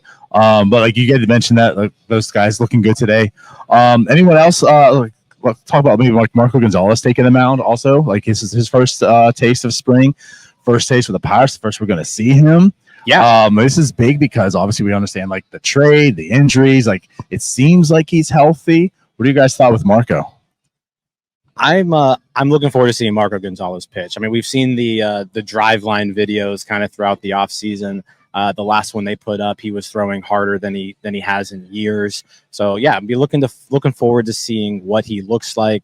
Obviously, can he remain healthy? That's going to be the big storyline this year. Everything seems to be a-okay as of right now.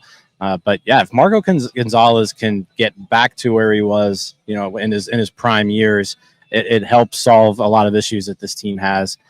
They really are counting on him to pitch some quality innings right now.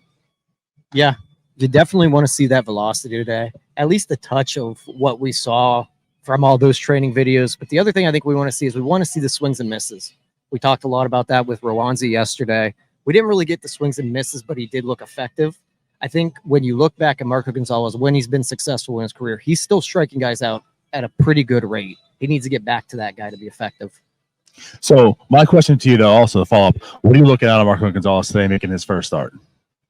Swings and misses. That's Swings all and I need misses? to see, baby. So we're going that deep. I of course, I'm interested to see what the velocity is going to be, game wise, right? Like you said, we saw him in the offseason, what he was doing. A lot of it was also running and such. So what the velocity is going to be right now. And my biggest thing also is just more or less just getting out here looking comfortable and confident. Yeah, Gonzalez is going to be starting. We expect 2 innings from him. Luis Ortiz also his first appearance of spring. Another guy who's shooting and gunning for one of those 2 open rotation spots. He didn't look great last year. He didn't look all that great in winter ball. This is the first time we get to see him since his few appearances down there in the Dominican Winter Leagues, which, let's say, he didn't look great. So hopefully he can get things going as well. But yeah, those 2 guys, like I said, you're expecting it from Gonzalez. He's been here before. He's a veteran. Ortiz, he's battling for a spot right now, so he needs to bring it.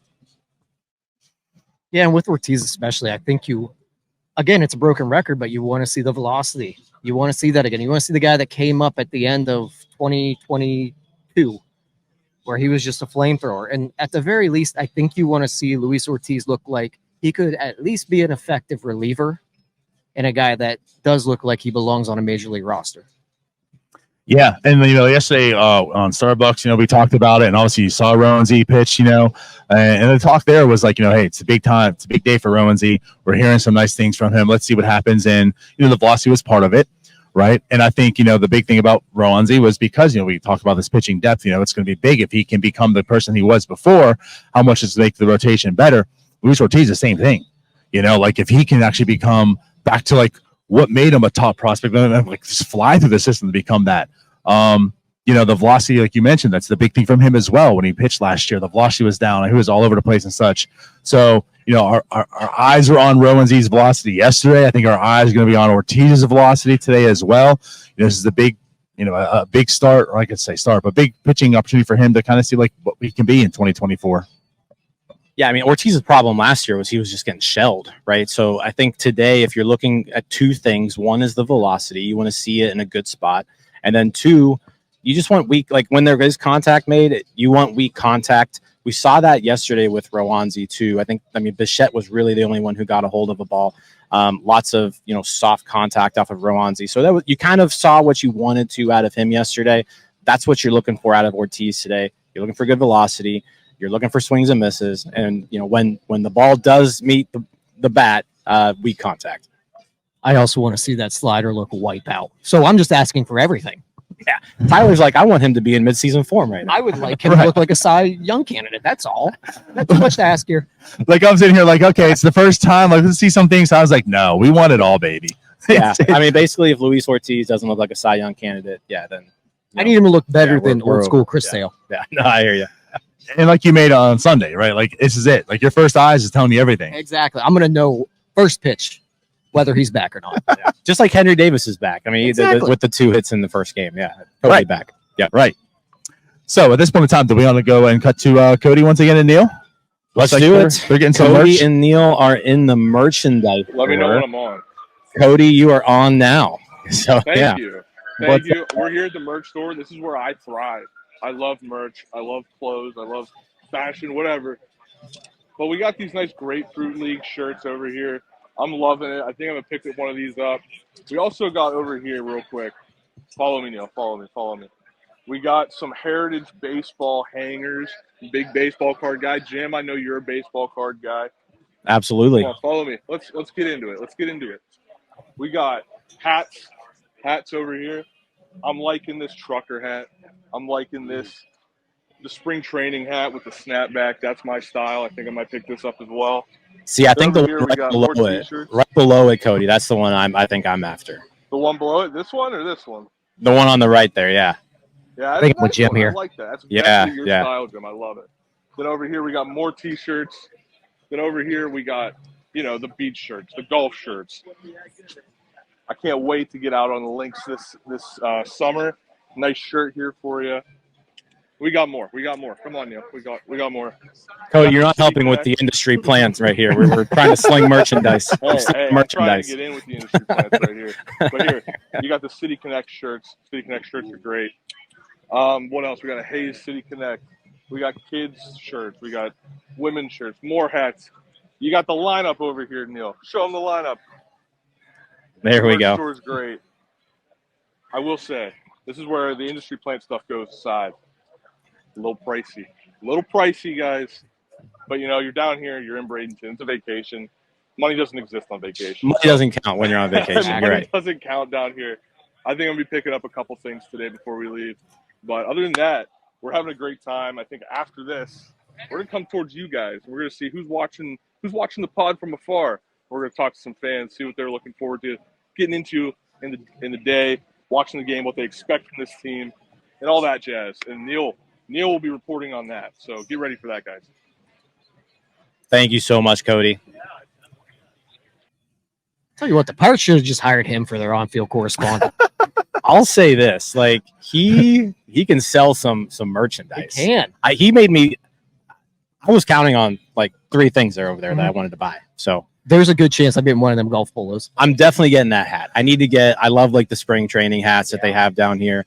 The exclusive merchandise that they have here is kind of nice. So yeah, if you make your way down here, grab something that says you were here. Right? You want to show off to all your friends that you were down in Florida while they were up working at home. Right. I'm just glad he's not doing this stuff like with us, because I would go broke with Cody around me. This Cody around me. Oh, I'm so glad I don't live next to Cody, because we would just, I would be broke. I would have a giant house that I cannot afford because Cody told me to. Actually, Ryan should get him to work for him. Yeah, but go back to this. So we're talking about the pitchers, and again, like that's one thing that looking at this, like the guys that will be pitching today is pretty inspiring. So we talked about Marco Gonzalez, talked about Luis Ortiz. I mean, the Renegades also pitching today. David Bednar. What are we thinking? What are we looking for him? Here's the one time I will say, I do not care how David Bednar looks today, because it does not matter. He's going to pitch well this year. I'm not worried about him whatsoever. Yeah, you know what? I'm kind of with you. Like, obviously, it'd be great if he goes out there and looks great, but this is his first game action.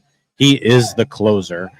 He's going to get plenty more work in. Like, David Bednar doesn't have to be ready to go today, right? So, yeah, definitely interested in seeing him pitch. But yeah, out of the 2 guys, like Marco Gonzalez, I want to see certain things from. Luis Ortiz, I want to see certain things from. I really don't have to see anything from David Bednar today. I think that's completely fair.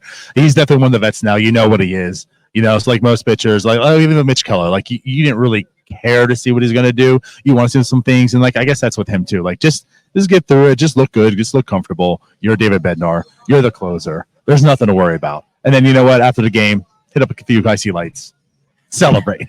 David Bednar. I mean, yeah, you want to get him in the game early so that he can get back to the clubhouse, crack open a beer for sure. Yeah, exactly.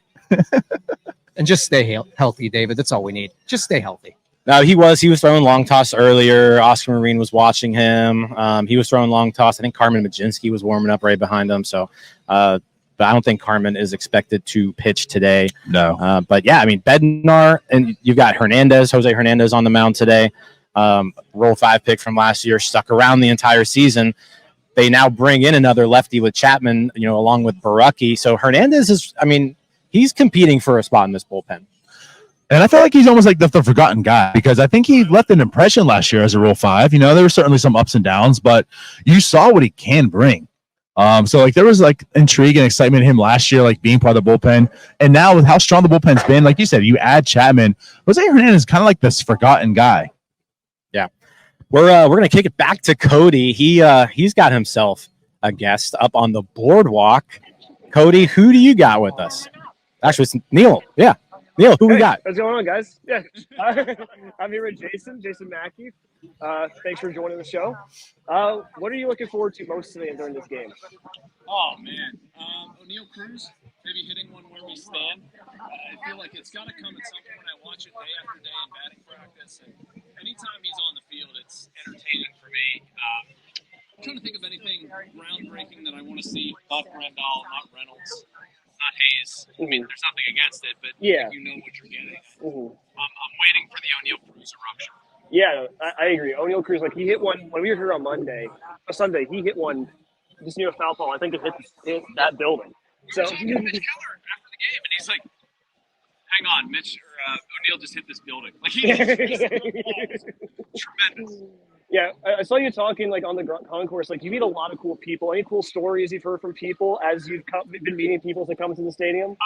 Yeah, and it's not Pirates related though. Like it's amazing. I went up to Buffalo this year for the end of the Steelers season, and two people bringing up that trip to me in Bradenton, Florida. I didn't anticipate that, but yeah, the talks haven't been all that Pirates.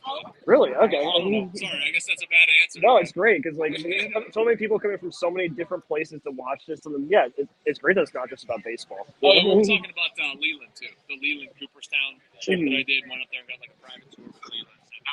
And that was sick. Bring back some memories from that. That's awesome. Yeah. And thanks for joining us. I really appreciate it. Thanks for having me, guys. Yeah. Back to you guys. All right. Thank you, Neil. Thank you to Jason Mackey of the Post-Gazette.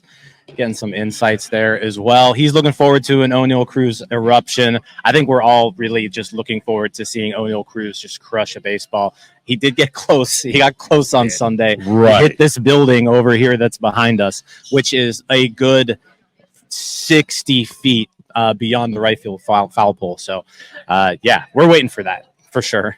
Yeah, I think everyone is. Again, it's like the big talk we talked about last time. It's O'Neal Cruz's return. So when's that going to happen? When are we going to see that home run? I'm excited. I also just really need him to bury Ellie De La Cruz. I need him to be the more important Cruz badly so that we can just talk down to the Reds fans. Ellie De La Snooze, you mean? Ellie De La Snooze. Yeah, I'm with it. I mean, both are like very, very impressive specimens of human beings. But let's have the first and the better Cruz. Exactly. Yeah.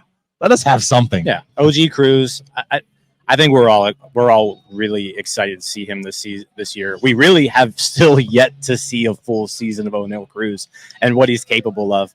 You know, he was on fire at the end of his rookie season. He started off well that first year that we thought was going to be his full year, and then the injury. So yeah, a lot of expectations around Cruz, a lot of excitement around Cruz. You can tell too, like when he gets in the batter's box.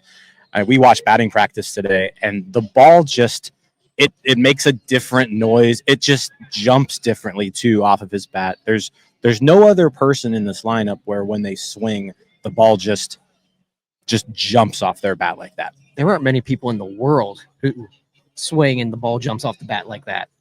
And let me add something, because you know, seeing people on TV, seeing people in person, there's certainly a difference, right? And like O'Neal Cruz also is 6'7", and I mean he's been like just this tall, you know, lanky person. My God, guys, you look and see him in person. That guy is built. He is built. So you see where the power also comes from. I'm also just very excited for the future shortstop, second base, Termarr Johnson and O'Neal Cruz, and just the height difference there is going to be amazing. It's gonna be a pretty funny contrast. It's gonna be like that Aaron Judge, Jose Altuve picture, but they're actually the double play partner. Yeah, they'll be double play combos. And I mean, we haven't really talked about Termarr a lot, but yesterday he went off 2 home runs yesterday, both off of major league pitchers. Super excited to see more of Termarr. He's come in as a sub, you know, each day that we've been down here. So, I mean, who knows? Maybe we see Termarr again today coming in for Pregame at second. I want to see as much Termarr Johnson as possible. Completely with you there. Yeah, that's absolutely fair. Hey, we know the top prospect he was. They drafted highly. Kind of a little bit of a different player than I think we anticipated, but that power. I mean, holy hell, we saw the power last year in the minors, and he's doing it right now in spring. And again, like you said, like off actual major league relievers. So this wasn't just like the B or C guys they brought in that, you know, are going to be in, like, you know, his league in Greensboro or whatever in the future. Like Termarr Johnson with that power, O'Neal Cruz with that power. You know, we're not talking about the guy who's going to be playing second base today as well, Leo Pregame. Like, he's also got that bit of power in him as well. So, like, what's happening with the middle infielders and their power for the Pittsburgh Pirates? Hey, I'll take it. I mean, this team has needed some power out of their middle infield for a while now, and you know, even the ones here now. I mean, you look at Pregame; he's got the inside track probably for that second base job. The power's there. It's just a matter of, you know, can he make enough contact that it matters? Yeah, the Pirates, that middle infield should have some pop for a few years to come, especially if Termarr keeps progressing. Sorry, I was just listening to the siren that's flying by right now. There are sirens here nonstop, guys. They're in preparation for all the home runs that we blasted out today. That is true. That is true. So that's all. But back to Termarr real quick. Just one more thing. The thing that I think is most impressive about him at this point is that he was highly touted as a high hit tool guy. and the strides that he has made with the power, if he can lean back on that hit tool that he does possess, watch out. Yeah. And again, like he's such a short little dude. I mean, like he is built too also, but like where does that power come from? I don't get it. He's stocky. Yeah, he's short, compact, stocky. The swing is short, but at the same time, it's got a really big uppercut to it, and he swings hard. So, yeah, and it's not too many wall scrapers. I mean, this guy hits it, and it's out of here. He hits it hard. Yeah, I don't know if they're going to start him in Greensboro again. He didn't really get a full season there. He I think it was like 2 months there, so he may start at Greensboro, but you want to get him probably out of Greensboro as quick as possible just to see what his numbers look like and how he does in a less hitter-friendly environment. So I think that's kind of the exciting part for me is like how fast can Termar get to Altoona? Do they start him there? Probably not would be my guess, but you want to get him there as quick as possible. Yep.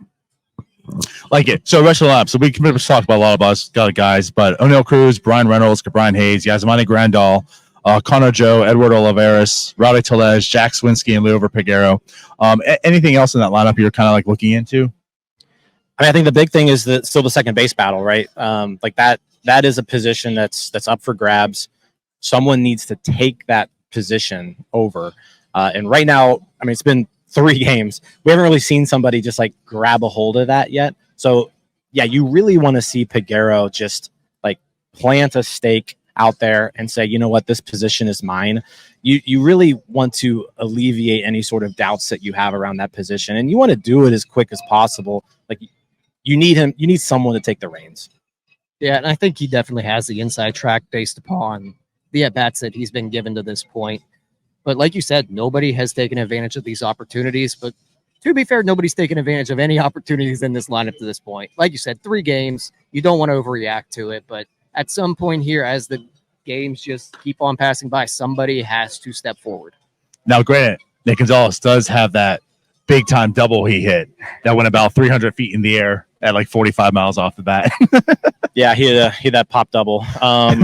And then I think Trio had a couple hits too, game 1. So yeah. It hasn't been awful, but yeah, you definitely want to see someone just grab a hold of that position. So today's Peguero's day to try to do that.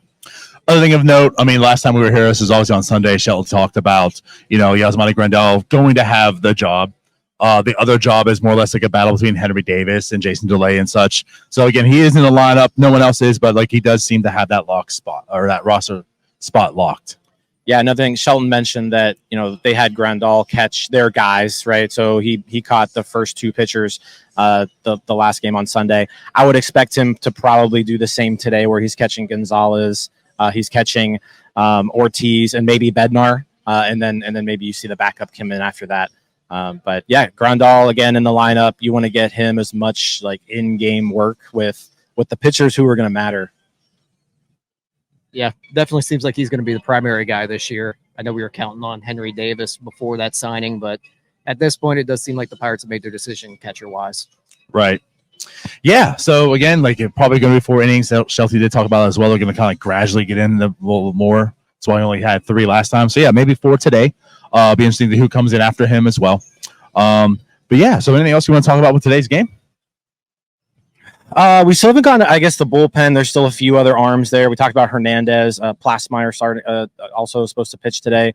Hunter Stratton, who was my dark horse spring training breakout candidate. He's going to be on the mound today. Kyle Nicholas also on. Nicholas got the 3-run homer hit off of him in his first appearance. So you just want to see him bounce back. He's a guy who I'm not really expecting to make this bullpen. But he's going to be in the mix for the majority of spring. And so you do want to see him kind of bounce back from that first appearance and look pretty good today. Yeah, he definitely does have major league stuff. And also, the shirt says it, Ohio. Kyle Nicholas, Ohio kid. Maybe I'm rooting for him now. There you go. But yeah, that's one thing. Definitely going to be in the mix this year. Could provide some decent depth. Do we want to go back to Cody again? Is Cody ready for us? Does Cody have anybody? I don't think he does. I think Cody can't hear just us, deep so. in a conversation. Yeah, right he's now. having conversations. All right. Yeah. I don't know if he had someone ready. All right. Well then, yeah. So I think that pretty much wraps everything up then for us today. So, yeah. No, let's play ball. Like I said, let's get some offense today. That's what I'm looking forward to the most. Let's get some offense. Let's get everyone healthy. Let's crack open some icy lights after David Bednar's relief. And let's look like a World Series contender right now. There it is. Now. And maybe we'll sign some autographs again. Who knows? Maybe. Yeah, maybe. So as mentioned, right, so wrap up today. We're going to have another recap, obviously. Probably some more videos. And we'll be back again tomorrow for another pregame show here in Lecom. So with that said, thank you all for watching. Tune in, and we'll see y'all later. Bye-bye. See you guys. Peace out, Girl Scouts. Hey, you all. Thank you for watching. I know we try to provide the most entertaining content that we can, and we'd love to spread it to as many people as possible. So I know it doesn't seem like a lot, but if you could take the 5 seconds to like this video and subscribe to the page, it helps out so much more than you know. Thank you, and let's go Bucks.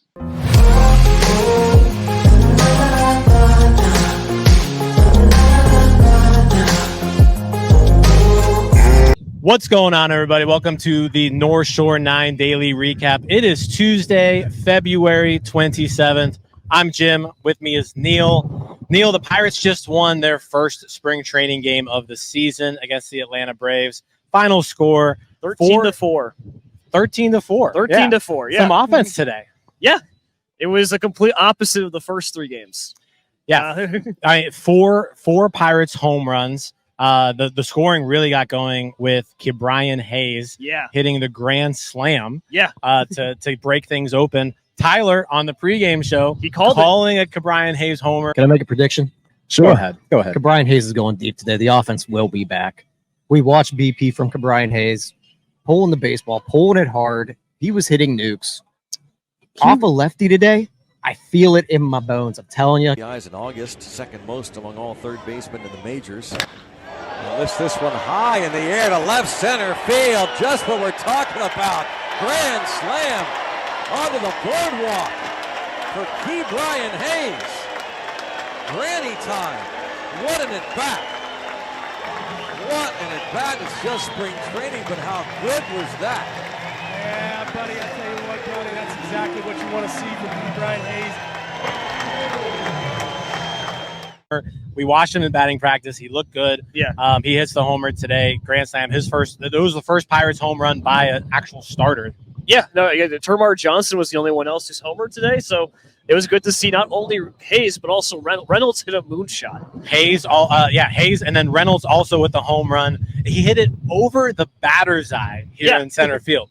Absolutely crushed it. It was incredible. Like, it was something like as soon as you heard it off the bat, you knew that was gone. You knew that was no chance whatsoever. Yeah, that ball. You can tell with the wind behind us that the Bradenton wind certainly helped it a bit, but I think that would have been gone no matter what the day was. That's true. Like, the wind is blowing out. The wind has been blowing out all day. Yeah. But again, the wind was blowing out for both teams, right? Was, I mean, you could say that, and the Pirates took advantage of it. 4 home runs, and really a lot of the Pirates home runs were gone. They were regardless. moonshots. Yeah, one of them, I think, I forget which one it did. Like, he hit the top of this bar here.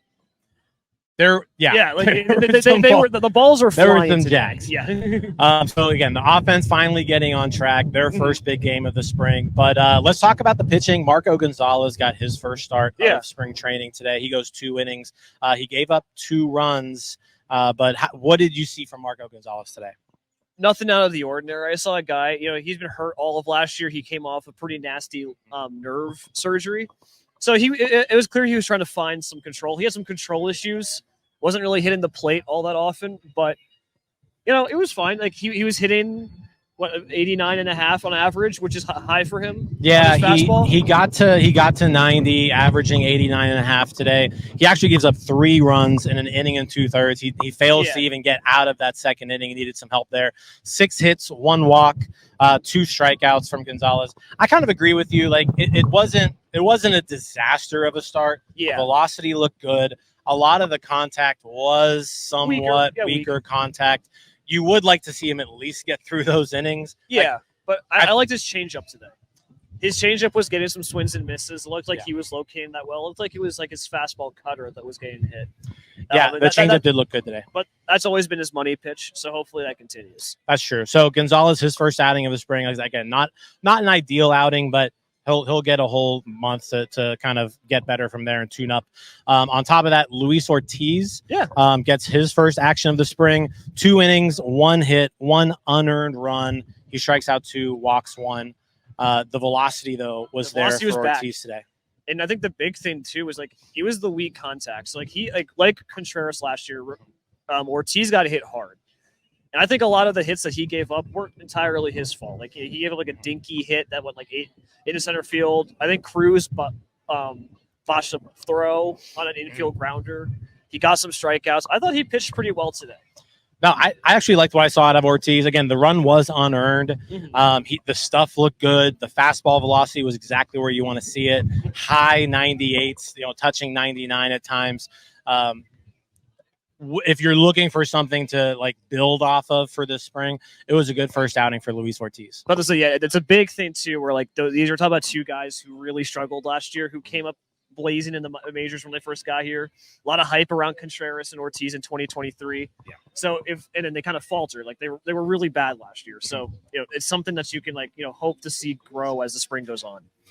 Yeah, on top of that, like I said, Gonzalez and Ortiz, the 2 guys who are gunning for a rotation spot, they pitched today. Jose Hernandez with a scoreless inning, Hunter Stratton with a scoreless inning, Kyle Nicholas rebounding from his outing the other day with a scoreless inning. So, good job by the bullpen. Yeah, very good job. Really clean up the game. Now it was against like the Braves, like not the best Braves lineup you're ever going to see, but it was nice to see them still get those outs. Yeah, not the toughest Braves lineup today. Yeah. But yeah, you saw the bullpen do what you want to see them do. And yeah, like I said, Gonzalez, Ortiz, there was nothing there that like overly concerns me. Yeah, neither of them were getting shelled or like hit around the park. And that's been the nice thing about the pitch. Like you haven't really seen them get destroyed. Yep. And even though these games are meaningless, it's something that like even as fans, it's meaningless, but like it's something you can like hang your hat on and have some hope. Yeah. Outside of the homers on offense, I do want to touch on O'Neal Cruz. Yeah. 3 plate appearances today. 0 for 1, but with 2 walks. 2 walks. And he scored twice. So he, like getting on base, good approach. And like I said, being driven in by I believe home runs both times. Yeah. It was nice to see the walk. He walked off a lefty too. So it wasn't off a righty first. I mean, he struck out against Chris Sale, but Chris Sale was disgusting today. Chris Sale looked pretty good. Chris today Sale looked like the ace Chris Sale that you want to see. Yeah. So no, it was very nice to see Cruz walk twice. Peguero's glove again. So Peguero started off a little rough, like with that pop up. Right? You thought you thought he had a knee injury. Yeah, there was a pop up issue.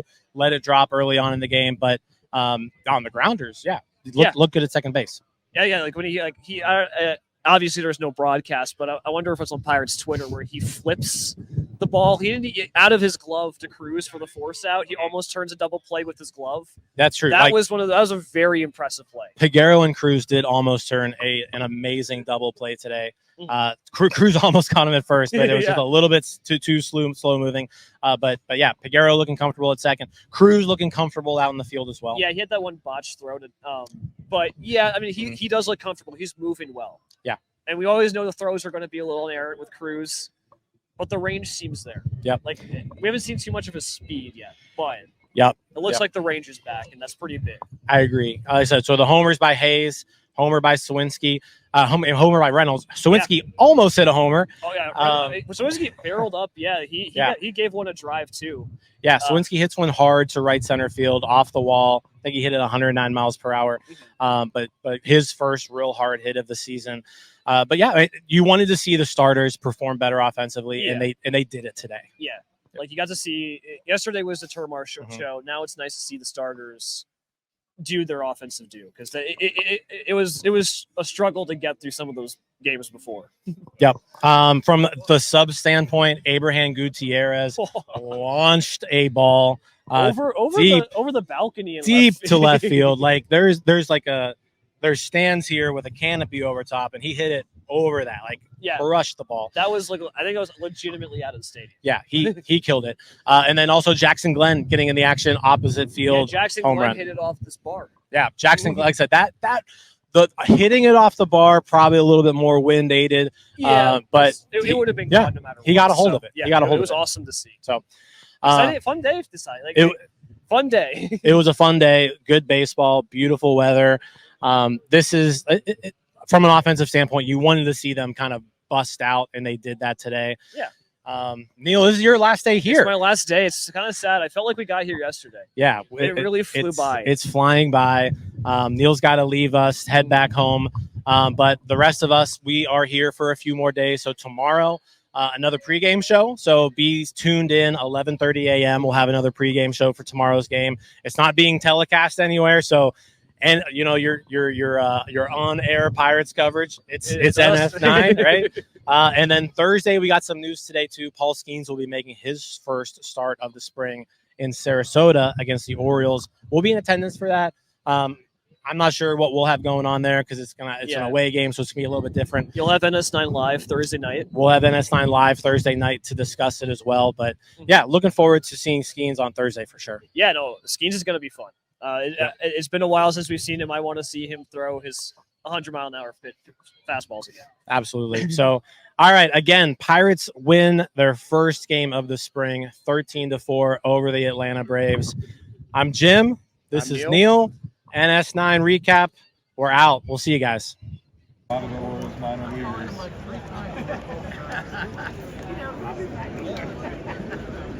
Don't feel bad.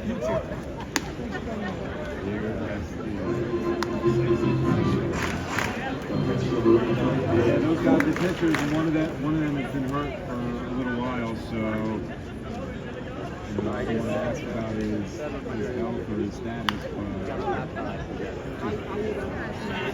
that's what they'll do. They open up tomorrow out there. Where? With Street Home Park? Okay. I ride my bike out there when they're not practicing. Pretty good bike riding when it's not like traffic time.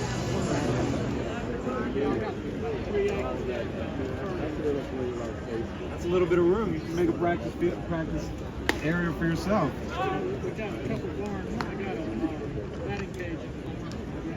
Okay. Who's he play for? Okay. So some of those tournaments that he plays in, they're at Twin Lakes.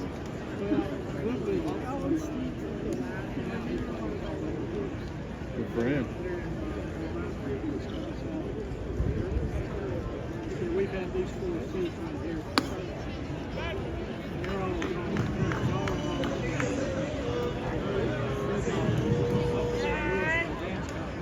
Okay.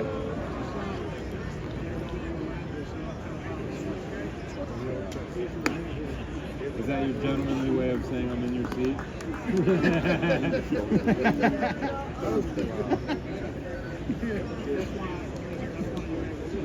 Okay. Well, tell them thank you very much. I'm happy to support them. Where'd you go to school? Oh yeah, I remember him.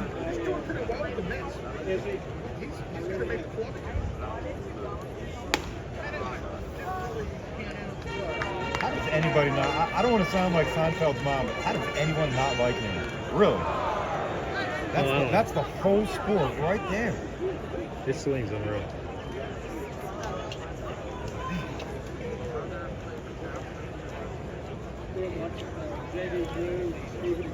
Okay.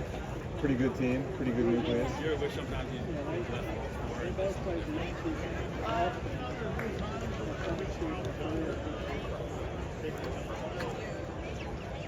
Oh.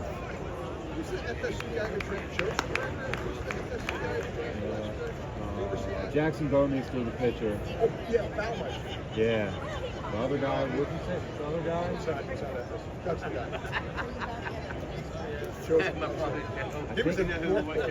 Oh. Really? He went with that. Good for him.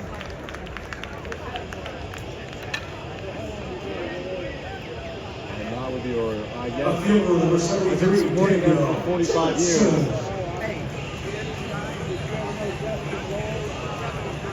Justin Hill?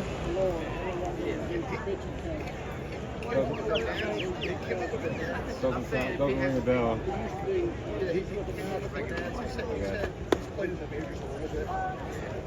probably headed to the What a beautiful jersey. Yeah, what I'm saying is this is good and it does have his name. So he must be like Yeah. He's gonna love it. Yeah.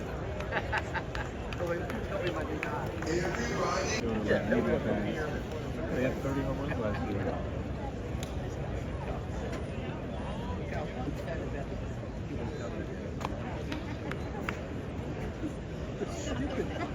Oh, here we go. All right. Yeah, who's the shortstop and second baseman when you get a chance? And outfielders.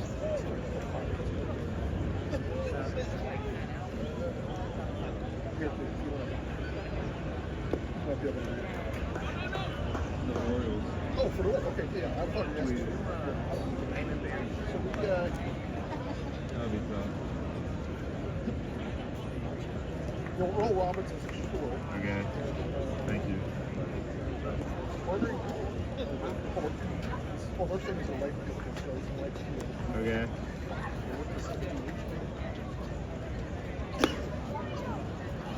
Second base is like an outfield, dude.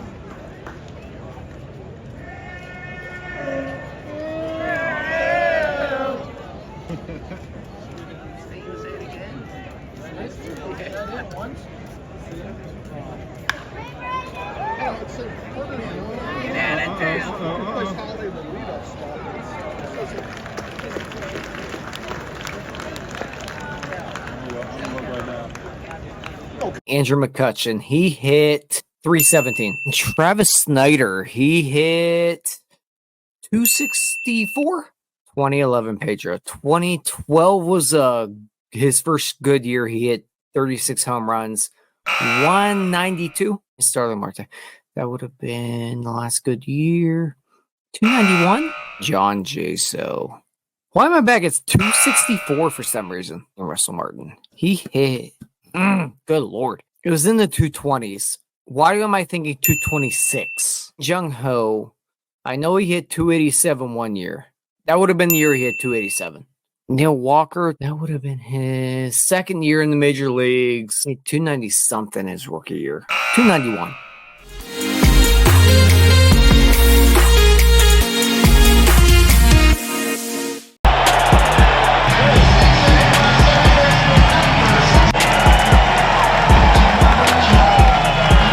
The slump he's been in. Look at this play. Yeah, Piguero, typically a shortstop. Well, we've seen him mostly at shortstop this year, but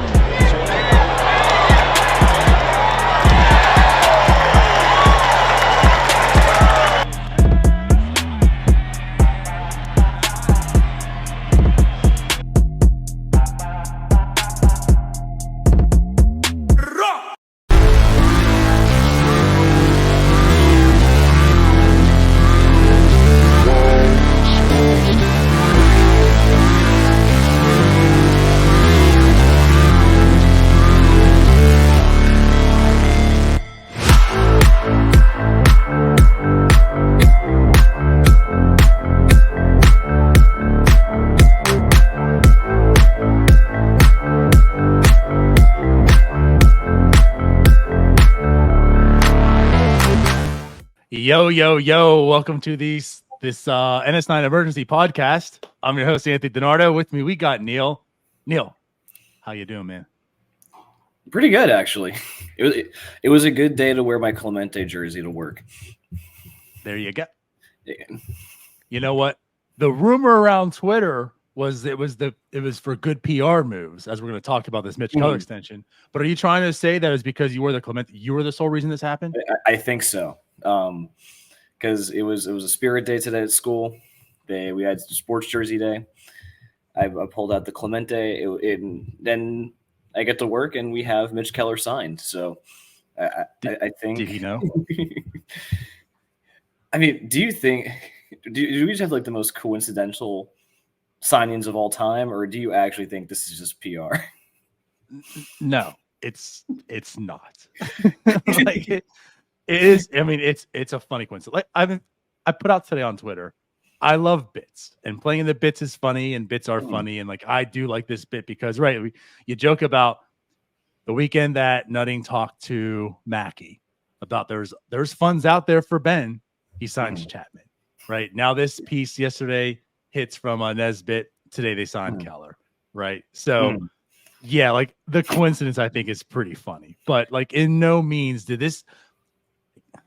Listen, people, if you read the article, it states in there that they delayed a move over $30,000. Like, if we make this move tomorrow, it'll save us 30 grand. Do you really think that same person was like, oh my God, an article was written about me. Here's $77 million to make it better. Yeah, Stop no. And like, and I think even like Mitch's brother was on Twitter, saying, no, like these talks have been going on for a long time. Like, this is not coming out of nowhere.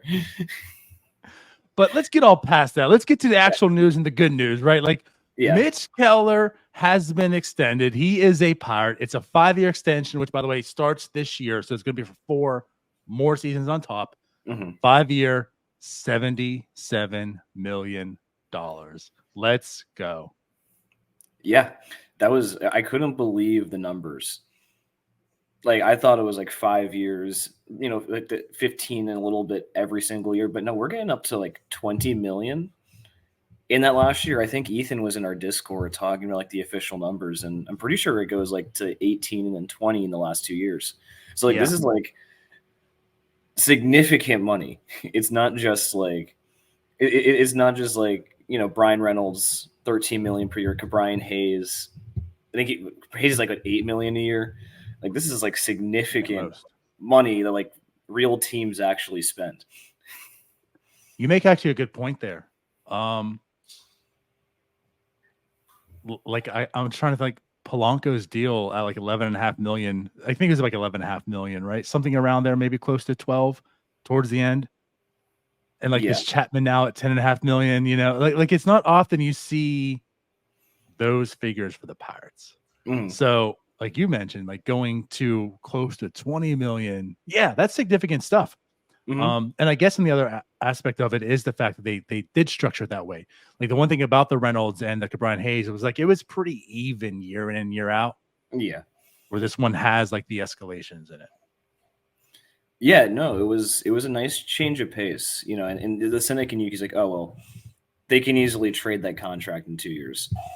But at the same time, the fact that they're even willing to go that high, I remember it was, I remember like on Twitter, like they were floating around that like they had a hard cap of $13 million. Like the Pirates do not offer anyone over $13 million a year. And so to get just the base above that is nice. Now you need to go spend that on, more talent because now you've opened those floodgates, but we'll get to that. But I don't want to be too critical because this is a great extension. I have zero complaints. It's awesome. I'm with you. Well deserved. And like, I couldn't be happier for the person. We're talking about a guy who could have been DFA'd, like, he was that close in his career of being a DFA candidate. Like, is Mitch Keller next year, the talk, is Mitch Keller next year going to be a pitcher, or is there potential he's going to be DFA'd? And he's now a $77 million man. So like, congrats, kudos to Mitch Keller. And like, congrats to the Pirates and making this happen. So, like you have you've locked up Cabron, you've locked up Ryan. Now you've locked up Mitch. You're seeing the extensions happen. You're seeing the core, maybe some window being developed, right? Like it's good stuff. Yeah. And you have to keep building on it, but yeah, like you are getting like the key pieces locked up on, still like relatively team friendly deals, like it's not like we're paying crazy money for Mitch Keller. Like $15 million a year for a starting pitcher is just like, it's still pretty good for the market, all things considered. Like, what if I think Frankie Montas got 16 million this year over 1 year, right. But I mean, like it's good. It's a good deal. You buy out his ARB years, you get him till he's 32. Like it's kind of like a win for everyone. Cause Mitch Keller, if he just keeps pitching like he does, he'll go get another payday at 32 when he hits free agency. So, all I can think about is that graphic they showed with Mitch Keller, being the worst in literally everything in the league, right? To getting this, it's a great story. And that's what I love about this too. Like again, like the story. It is a great story. I mean, this guy, he easily could have just gave up and quit. I mean, it was bad. You just mentioned the graphic. I mean, it's not like the graphic was lying at that point in time. I mean, he was a very, very bad pitcher on a very bad team. So he was pretty much still forced to be there. Like there was no like sending him back down to the minors. You know, like he's still one of the better pitchers on the team. That says more about the teams, but regardless, yeah, like it was just rough goings, and he found his stride once again. 2022, very successful year, and then he carried over into 2023. Now there were some bumps in the road towards the end, and I think like the one thing about this is because of like how long it took for him to get here, right? And like even last year, like you saw, I mean, he was filthy for a good bit of time, but like there were a lot of bumps, and the second half wasn't as successful. That maybe like, you know, somebody's kind of left there, you know. I'm not saying that like it's bad for Mitch. What I'm just alluding to is like when you see the 5-year, $77 million, I actually was thinking it was going to be a little bit more. I was looking like the mid 80s to like the 90 range is probably what he would, you know, get. Yeah. So like the 77 mark is like, not to cheer, you know, for the pockets, whatever, but like that's kind of like, I mean, the Pirates were able to get him for 77. We see like he's talking about like the market right now, like how much $15 million a year pitchers or what type of those pitchers are, you know, and I think even with those bumps in the road we talked about, like Mitch Keller, I think is more valuable like in all those pitchers we've talked about, you know. But I guess the thing that gets to me is when I saw the 5 years, I was right off the bat assuming too that it was going to start next year. Yeah, the way the Pirates have kind of been doing these extensions, like it's going to start this year. It's really only 4 more seasons, so since it's still including another year of ARB, that 77 does seem about right then. Yeah, no, it feels about right. And I imagine the Pirates aren't really thrilled about giving pitchers term into like their mid 30s. And so it'd be hard to see them like really wanting Mitch Keller around for the 33-year-old season. I'm surprised they didn't like throw like a team option in there. That just kind of seemed like a no-brainer. Actually, like I mean, maybe Keller's camp didn't want it. Like, but no, I mean it's a good deal for the Pirates. You're not breaking the bank. He's still like the highest paid player on the team now, isn't he? Yeah, well, like in terms of AAV, I guess, yeah. AAV, but I mean, obviously, like Keller. Reynolds has the bigger contract per se, but AAV definitely Mitch got that. Okay, yeah, no, and it's nice to see them like escalating, you know, in terms of how much they're willing to give out. Right. But now you have to go get Cruz done. You have to go get more talent around this team. But it's a good start, you know. It is, you know, getting the core locked up. That's what rebuilding teams are supposed to do. The Cubs did it. The Astros did it. You have to get that group of guys locked up. Mitch Keller wanted to be here. He talked about it constantly, and so they got it done. And they got it done without anyone knowing, which was, I don't know how they do it. Lips are sealed. Right. Why don't we go back and also just say, like, I mean, the Pirates also have done it, like, to an extent, you know? Obviously, Cole wasn't done, but you look, I mean, they've locked up Marte, locked up Kutch, they locked up Jay, they locked up even, like, the lesser guys. Polanco. Oh, yeah, Polanco. I'm going to Liriano. Neck lifts. Oh, Tabata? Tabata, yeah. You know, I mean, they were giving out extensions. I'm not gonna say like all over the place, but you know, quite a bit back in the day too. So like, I mean, that's what I'm getting at is like the Pirates have shown precedent, like they've been able to do this before. So like, there shouldn't be an excuse of why they can't. So you know, the fact that they do have Reynolds locked up, they have Cabrini locked up, pretty lengthy times for both of those, and now Mitch Keller's locked up here. Like that's good. I mean, the next 5 years, you have 3 of your pretty core veteran type guys that are under contract. No, and that's important. And, you know, you want more guys that you can lock up too. Like you want to have guys like hopefully Davis has a good year. You want Sawinski to get to a point where you want to extend him. Maybe you try to extend Oviedo since he misses a year and you can lock him up. I feel like the progression is to keep continuing. Like we should continue to keep extending the guys like the previous regime did. And, you know, not all of them are going to work out, you know. I think the Polanco extension just scared nutting off from giving money to anybody for 3 or 4 years after that. Like, I think that just the risk there. So the fact that they're willing to go stick their neck out for Keller is awesome. Yeah, very much so. So again, I guess talking to them about Mitch Keller, last year, a 4.21 ERA again, like you're looking at the ERA wise, it's probably not like what you want to see. Like you want to see better, but like I think he can do better. Like the year before, 3.91, but in the past 2 years, he's pretty much produced like 5.5 WAR. And you're talking about 15 million a year for like a 2.5 WAR player on average. Like I think Jim put here in the chat, like if he is just what he is right now, what he's done in the past 2 years, like he's still getting you better value on that deal, than what it's being paid for. But I think there's still a lot left. And, like what you saw in 2022, and then you saw in 2023. Like I'm just a firm believer in Mitch Keller. I don't think he's like out here like being an ace, and I think the hope obviously as well, but like I think the hope and rational thinking is once Paul Skenes gets here and gets his groove, like that guy's the dude, he's the ace, and Mitch Keller can line up as a fine number 2.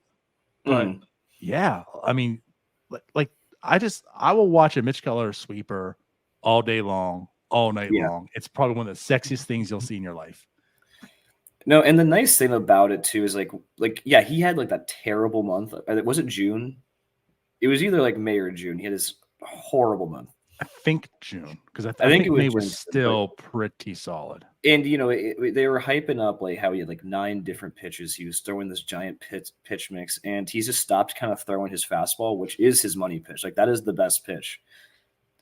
And then he started throwing his fastball again way more, and things started to get better. So I think a lot of last year was just tinkering, seeing what exactly he had.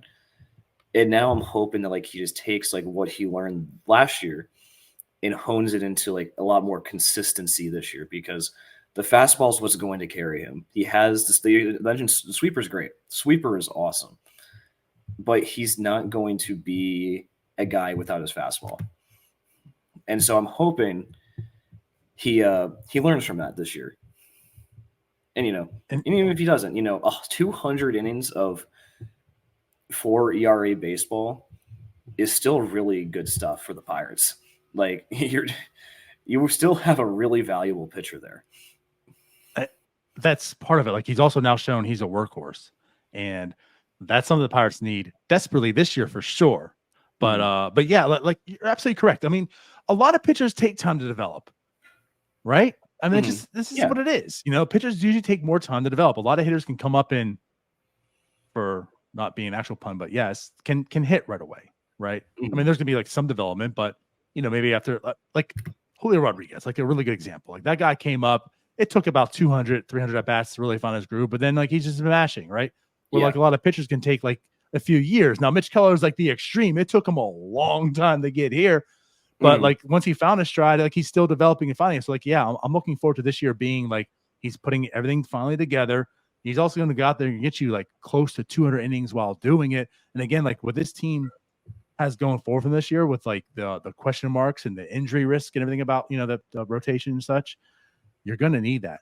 So, I mean, again, like if he even is this 4.2 type pitcher ERA wise, but he goes out there and gets you 190, 200 innings, that is extreme value. Yeah, no, it is. And like, but also if you just look at the stats, like even from 22 to 23, like the stuff is moving in the right direction. Like there has been improvement. The strikeouts are going up. The walks are going down. The hard hit rates are going down. Like you can see like there has been sizable improvement over the past like 2 years. So even though the ERA is a little higher, like he was overall a better pitcher last year. And, yeah. I think Jim said in the chat, like 2022 started so bad. He got moved to the bullpen, but that's what I like about him. He is one mentally resilient guy. And he works hard. And I think you've been able to see, like, he's just been progressively getting better ever since 2021. 100%. 100%. You saw things finally click in 2022. And then, yes, in 2023, like you mentioned, he came with like 13 other pitches in his back pocket he's never seen before. It's just like, wow, he really worked to even get better upon that. And yes, like April and May, you saw how filthy this guy can be. So like seeing those 2 months, and again, like towards the end, like you mentioned a little bit here, you see what he can do.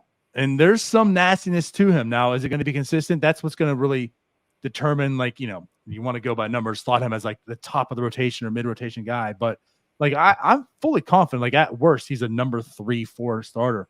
At very worst. And again, we're talking at $15 million a year. I mean, that's what are those guys that are signing? Like they're pretty much number 4 or 5 stars and such. I mean, Lance Lynn, Kyle Gibson. Right? I mean, Mitch Keller has way more upside than them, and they went for like $11 to $13 million, you know, because they're workhorses, right? Well, Mitch Keller shows to be those type of guys too, as far as innings pitched. But this guy's got the potential to be a frontline starter too. So Lucas Giolito went for $19 million a year for being a workhorse, you know, and he had a fight. I think he was closer to Lance Lynn than he was to Mitch Keller last year. So, you know, yeah, it is really good value. But like it's also like, you know, when Brian Reynolds signed, it kind of felt like he took a huge pay cut. Same with Brian Hayes. You're like, wow, I can't believe he signed something so low. It doesn't feel like that this time. Like this feels like a relatively fair deal for both sides. Yeah, and that's nice. I like to see guys get paid what they're worth, and I think Mitch Keller earned this money for sure. And I agree 100%. And that's why I kind of stated what I stated earlier in that sense. There's still some uncertainty to a degree. Like you could say, I mean, if I'm in the Pirates camp, right, I can sit here and say, yeah, you're really, really good for those 2 months. Then this, you know, kind of didn't look too good. You know, and in 2023, you're really, really bad the first month. And then you can't, you know, like there's still a lot of question marks. Like you didn't really put together an entire season to say, oh, you're that dude. And that's why I said, like, maybe some money was left off the table because of that. And I can understand. But all in all, $77 million, like, I'm not passing that up in my lifetime. You know, like $77 million is still a nice little chunk of change somebody's getting here. So again, like good for Mitch Keller. And, you know, good for the Pirates to get done. Like, I think it's a mutually good contract. You said Brian Reynolds. I look even more towards like the Brian Hayes one when I saw that. I was like, are you sure, Hayes? Like, are you sure that's all you wanted? This one, I see both sides of it. This seems like it's just a very reasonable contract for both parties. Good deal. Yeah. And I don't know. I think Mitch Keller just has to be like the Tread HQ poster boy. You know, going from DFA candidate to now you're signing deals worth $80 million. Like you just maybe they're kicking in the difference, right? Like the sponsorship. They're going to get him to the $90 million he deserves. Yeah. You know, it's cool to see, because especially we don't get this very often. Like for most teams, it's kind of like a no-brainer. You know, they extend their young talent, but for us, it's not a no-brainer all the time. You know, I think in that article, mentioned like yesterday, you know, how there was like an urgency to get Cole out the door to save $6.5 million. It's nice when we get guys to stay here. And it's nice that Keller wanted to stay. You know, everything that Keller said made it seem like he wanted to extend. Same thing with Reynolds. Like you hear good things, even like from people who have left the organization. So at the very least, like they're building something where people want to be here. They just don't necessarily pay people to be here for the right price. Right. And that's good. I agree. Now, one thing I just want to say here also that I find just like a little bit interesting, and I guess I'll say that what I am doing is speculating. You know, you talk about the contract and the way it's structured, because more or less the Reynolds deal and the Hayes deal has shown it's pretty much the same every year. You know, very small differences year by year. And this one is more escalated towards the end than today. And we know the state of the Pirates right now. We know the payroll is quite low today. And the fact that they're allowing it to get to 20 million at the end of it, you know, like part of me says, well, why didn't you maybe flip it? Like, why weren't you maybe more creative and say gave them 10 million this year? Bump up payroll to like 85 million in doing so. And that way, you know, at the end of the year, maybe you're still at 15 million. So like you have more flexibility. So I use that word, you know, towards the end. But then made me think, like, is it possible they're doing that because they are still looking to add? Again, it's all speculation, but it's like maybe they are worried about payroll this year. They don't want to add to it because they want to give them some cushion to add to it. Again, it's all speculation, but that's how I kind of look at this. Like if I felt like if they were pretty much done with payroll that's at, maybe they would get creative and make this year a little bit more. So there's more of that flexibility later on. So maybe they left it the way it is because they felt like maybe get something more on this team. All I'm saying is maybe they're not done, and this is kind of showing that they're not. Because it's interesting because Hayes' contract is like that. Like they front loaded Hayes' contract. Right. Like he's going to be making like less money in the like latter years of the contract than he ever was. Like I think in the middle, like right. I think he's at 10 million right now, and it's going to go down to 8. But I hope so. And I'm assuming, because this is what every team is doing, is everyone's just kind of waiting for the market, the asking price to collapse. You know, you look at the Blue Jays who gave Isaiah Kiner for like $15 million. And then the Tigers, like 2 months ago, and the Tigers today gave Gio Urshela $1.5 million. Like guys are going to get desperate.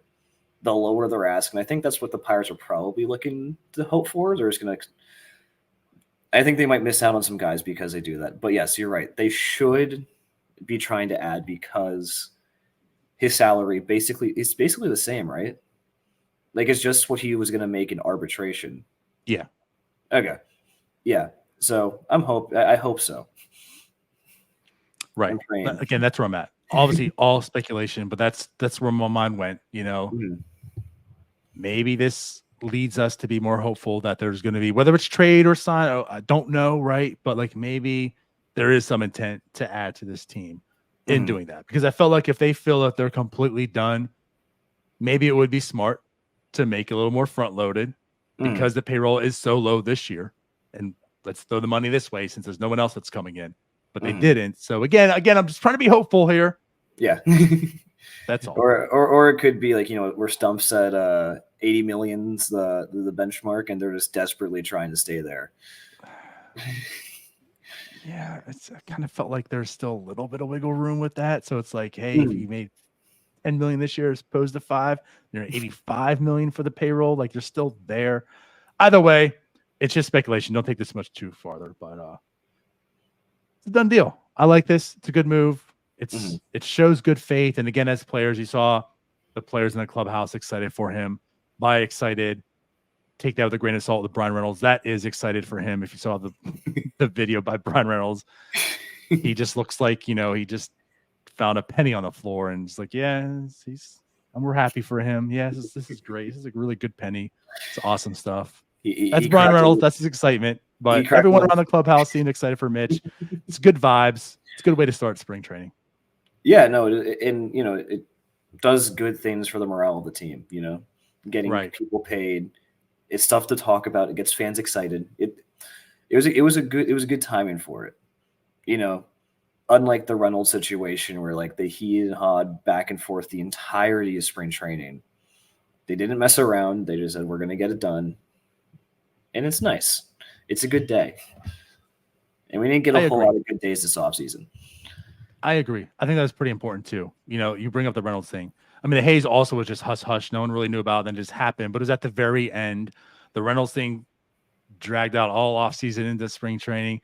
This one, no one really knew about either, but you knew like there was talks. And yeah, it happened right away. There was no going into spring, finding out like Mitch Keller can just put everything down. I don't have to worry about this. Let me go be a pitcher, pitch my ass off. And that's what I like. And then, like you said, like everyone in the clubhouse, the team, the cultures, like that's good to go into this. But also we didn't talk about at the same time, Mitch Keller also announced as the opening day starter once again. So very good day for Mitch Keller. Gets paid and is named the back-to-back opening day starter now. I think the last time that was done was, you know, Liriano. So yeah, again, like kudos to Mitch Keller. We didn't even get Tyon to do it twice. I don't think Tyon was healthy twice. That's crazy. Unfortunately. That's insane. But I believe you. Like that is just something that I 100% believe, but man, that's sad.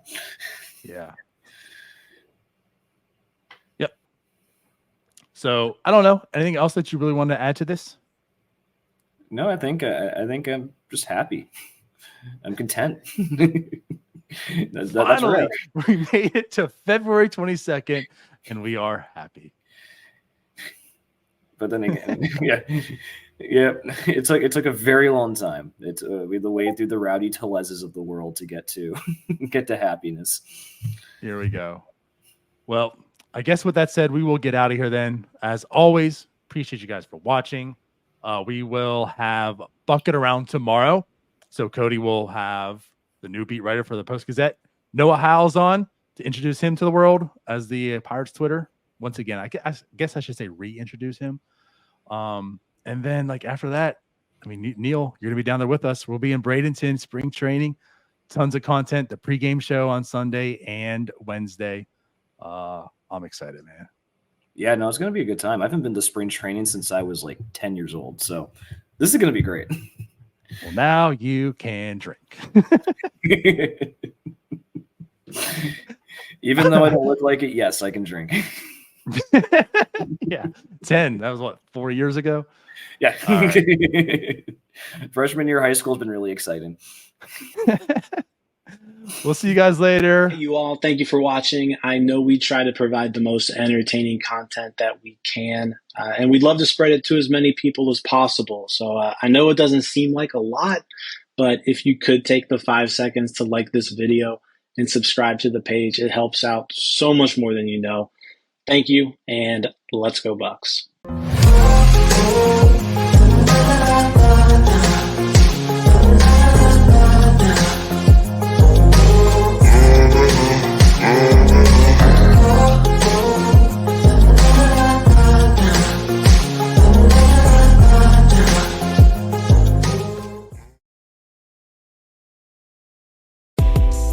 For Manny's or Peppies? For Manny's. Slaw or no slaw? Slaw. Yins or y'all? Yins. Iron City or Yingling? Iron City. I thought you were going to say Loverboy. Well, Loverboy, non-alcoholic. Noel Cowher or Tomlin? Ooh, I'm a Cowher guy. Sid or Lemieux? That's so hard. I just got chills how hard that is. I mean, Mario, he started it all, man. Sudden death or striking distance? Striking distance, the boat scenes are unbelievable in striking distance. Michael Keaton or Jeff Goldblum? Keaton all day. Eden Park or Kings? I had a Kings on the corner of McMurray Road in the South Hills. Kings. Kelly O's or Pamela's? Pamela's. Those crepe pancakes are insane. Science Center or the Pittsburgh Zoo? I heard the Science Center is being saved finally, but I'm a Science Center. They used to do sleepovers there when we were in like 4th and 5th grade. Nice. Point or the Incline? Incline, legendary. PNC Park or Three River Stadium? Three Rivers. Too much history there. Pitt or Penn State? Pitt. Immaculate Reception or Maz's World Series walk-off? I'm gonna go Maz. All right, pop or soda? I don't know. I'm gonna get in trouble with this. I call it Coke, no matter what it is. That's the safe answer. Heinz Field or Acrisure Stadium? Heinz Field. Steelers or Penguins? I'm going Penguins right now.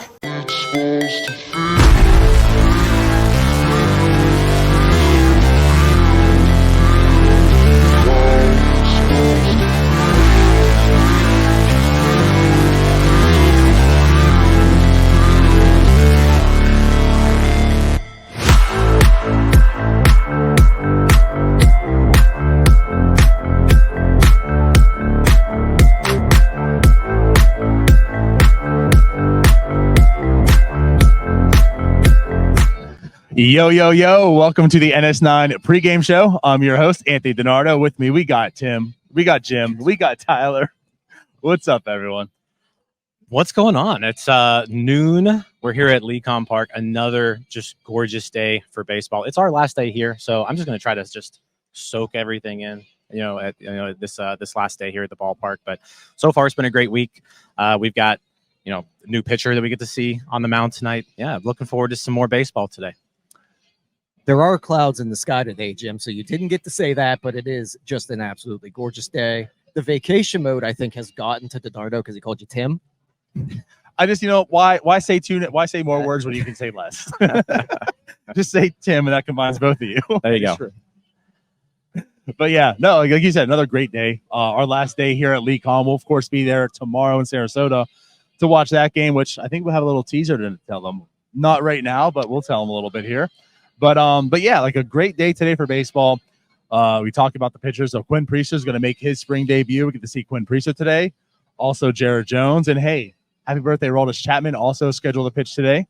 So yeah, it's a nice slate of pitching again. But as far as the lineup goes, we saw the starters both 2 days. Today we're going to see some more of the guys that are battling for spots and some prospects. It's not like their opening day guys, but some guys we haven't seen yet. So that's kind of interesting. That's true. So, I mean, Nick Gonzalez getting the start at designated hitter. He's obviously in a battle for that second base spot with Leover Piguero. But Alika Williams also in the lineup. He's in the mix there. Jared Triolo, you got to kind of expect him to make the team, but we get to see him a little bit today. And Ji-Wan Bae also in the lineup. He's in center field today. But all those guys sort of competing for, 1 or 2 bench spots on this team. Yeah. I also think you would think that we're going to see some of those prospects come in after the starters are taken out of the game today. So just the lineup alone, it might not be as enticing as the last few days, but I think we're still going to see some guys that we want to see today. Yeah, I mean, you look at the lineup and Connor Joe, Jared Triolo, those are probably the only 2 guys listed here who, are probably going to be on this opening day roster. Everybody else fighting for a spot. We've been seeing a lot of Celestino too in center field. He's looked okay out there. So when it comes to a depth option, you kind of just want to keep seeing good things out of him too. Right. Yeah, that's a lot of this lineup is, like you talk about. That's a lot of depth. Guys that are battling for this spot. So I mean, these again, like we talk about spring stats don't really truly matter, right? Like that's the buzzword when we talk about spring training.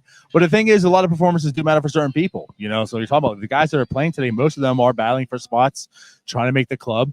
So like these are important games. So we talk about like Nick Gonzalez, Jared Triolo, Ji-Wan Bae, Alika Williams, even that's agree, like all fighting for some infield spots for this club this year. So yeah, it's going to be an interesting battle for some of these guys. And just for the people that are going to be following along with this game, there might be some wild play in the outfield today. The wind is absolutely swirling. So I do kind of feel bad for you if you have to play the outfield today. The wind is, it's heavy wind today. Looking at the flag right now, it's blowing straight out towards center field. We were watching batting practice and balls were flying out of this place all morning long. So yeah, this could be another high scoring game. Yesterday, the Pirates scored 13 runs. Maybe we see that again today. But yeah, wind is definitely blowing. It's strong and it's blowing out right now. I know he's not going to be batting in the game today, but you did witness Brian Reynolds take batting practice. How many people did he almost kill? Well, he almost killed me at least 3 times. He was hitting rockets all over the ballpark. That was not wind aided. That guy just has some grown man power. But man, he was just peppering it all over the place in center field, and it felt like war times for me. Right. So another thing that we have today, the last two pregame shows that we've had, we've kind of sent Cody around, did some missions on Sunday. He was getting interviews with people. Yesterday, he was just kind of catching vibes, some slinging merchandise. Caught up with Jason Mackey on the boardwalk. But today we've sent him on a mission to find the best food in Lecom Park.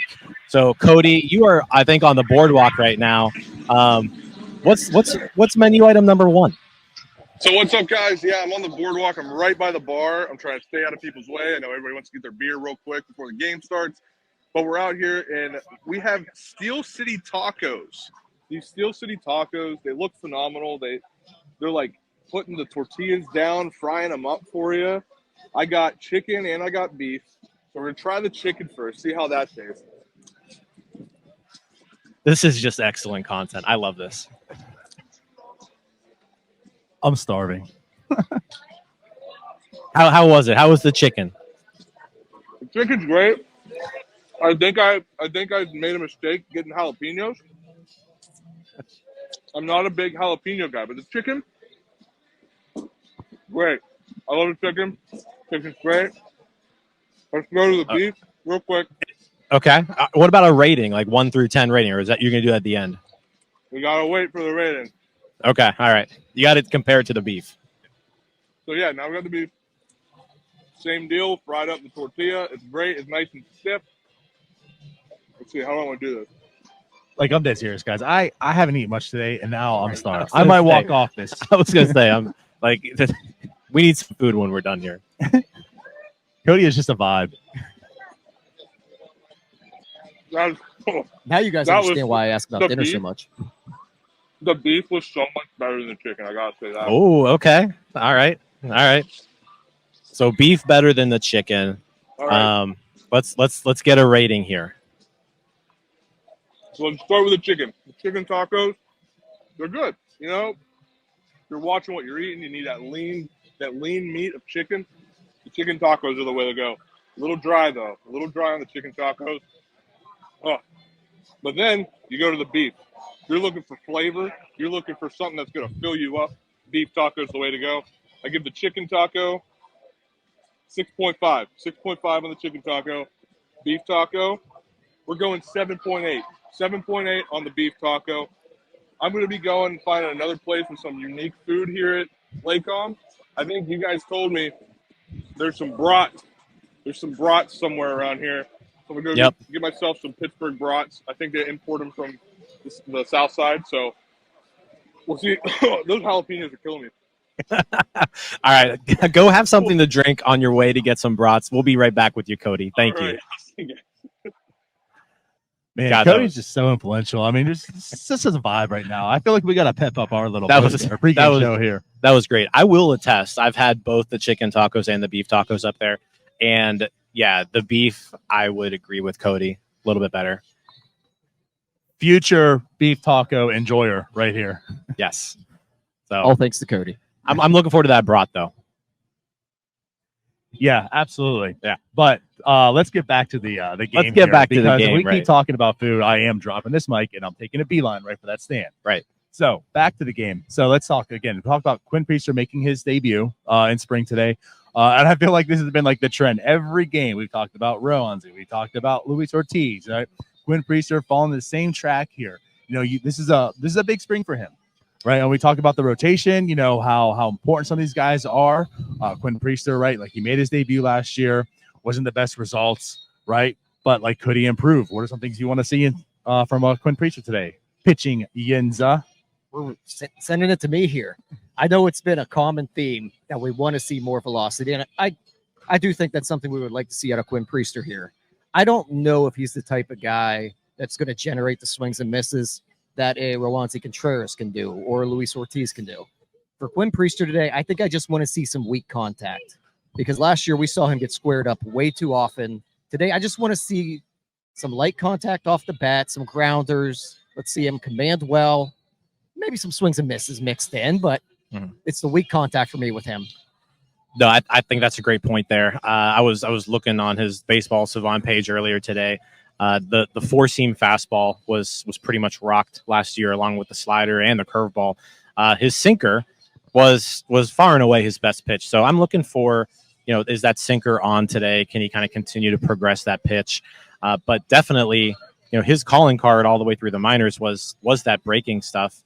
You kind of need that to perform at the major league level. You can't just count on a sinker to get the job done. So, you know, there's a lot of things to watch for with Quinn Priester. The weak contact for sure, because he was hit pretty hard towards the end of last season, and he's one of those guys in the mix for a rotation spot. And so it's his chance today. This is his first outing in the spring. His chance today to kind of start the spring on a high note. Right, and we're talking about a guy who's coming off a season where, you know, again, limited innings, but 7.74 ERA, averaged 92.7 on the fastball. You know, again, like I know you talk about like the weak contact, but obviously, like I am kind of interested in the velocity, and that's been the trend. Like it's been the theme, right? We've so far have been somewhat impressed in seeing where the velocity is on these guys. So, like, is Quinn Priester going to continue this trend? Are we going to see some improved velocity today to make it a little more hopeful on the outcome? And I think the other thing too is also we talked about, you know, like the amount of times to the lineup. But the first time, second time, third time, he just got rocked last year. So like the unfortunate thing is you're only going to see probably 2 innings out of him this time, right? So you're not going to see how well he does when the guys see him the second or third time through. But right, like to me, I think like 2 innings, make him kind of clean, some weak content, hopefully some swing and miss and set velocity up. And I'm really interested today. I want to see what Quinn Priester's pitch mix is. I want to see if they go more heavy slider. Is he more of a curveball guy, the sinker, four-seam? What kind of guy is he going to be this year? I know we're not going to get it all from today, but we're going to get some sort of hint at where good point, because last year over half of the pitches he threw were his hard stuff. Over 50% four-seam fastballs and sinkers. And again, like coming up through the minors, his calling card was that breaking pitch, that curveball in particular, and then he added that slider in later in his career. But yeah, like, is he going to kind of rely more on the breaking stuff? Is he going to rely on that sinker? I'm not sure. But yeah, that's definitely something to look for today, along with the velocity. Right. Cody just threw some tacos at us, like literally just threw them. I assume we're supposed to eat these right now. No, we'll wait. We're not gonna. Let's wait. Okay. Sorry, guys. We're gonna wait. We'll give you our review later. Yeah. But hey, thanks, Cody. Appreciate it. I'm also buddy. not sharing tacos with you. Like, that's something where Actually, he only gave us 2, and there is I'm 3 not- of us. I'm not sharing tacos with So maybe we'll leave it to you guys. Who doesn't get the taco? But I guess we'll pivot. So Jared Jones is also going to schedule a pitch today. I know he pitched 1 inning previously before. So I think we imagine probably going to get like 1 inning today. But, certainly a guy also we talked about like in the mix. He's probably going to start off in AAA, obviously. But, you like to see him make the majors this year. What do you want to see out of Jared Jones today? I think I just want to see nastiness out of him. Honestly, we heard from Alex Stumpf about what Jared Jones has been able to do on the mound, the RPMs, the velocity. From all accounts, it sounds like he looks pretty nasty this spring. I just want to see him command and just keep showing the stuff. Yeah, I mean, when it comes to Jared Jones, the stuff is just so enticing. It's exciting. Like, you want to see you want to see the radar gun light up today, 98, 99. You want to see the breaking stuff, the nasty stuff. He's on 3 days rest too, which is kind of interesting to me. He pitched 1 inning on Saturday. I would assume just 1 inning today. But yeah, I was kind of surprised to see his name today. Figured they'd give him a little bit more rest. But yeah, I mean, I'm excited to see Jared Jones. Every time I've watched him pitch, it's been just electric stuff. So yeah, really looking forward to just seeing that radar gun light up. For sure. It almost seems like, and again, this is a speculation right now, but like last year they kind of had him in this role in spring. Like, he was in the bullpen, getting these one to 2 outings or innings. And so I don't know if they're going that way or like going to try to stretch him out eventually. But yeah, the 3 days of rest pitching again is kind of interesting in this sense. But yeah, like I'm kind of with Tyler. Like this, I want to see electricity.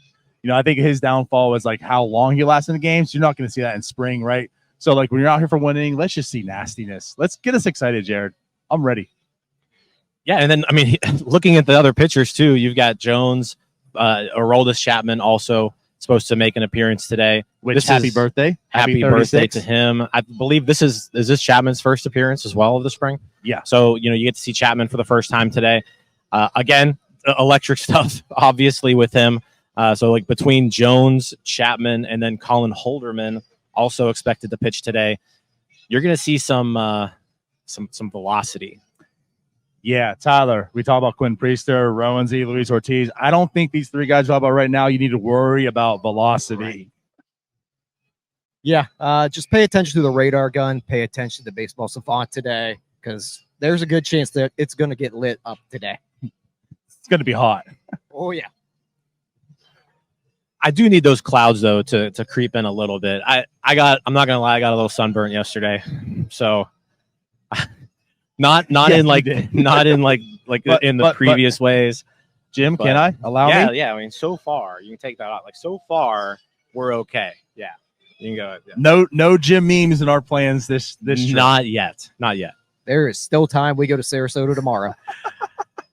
My guess is no, I'm gonna heavily apply sunscreen throughout the course of today. I'm gonna be all right. I'm gonna get through this spring training with no tan line.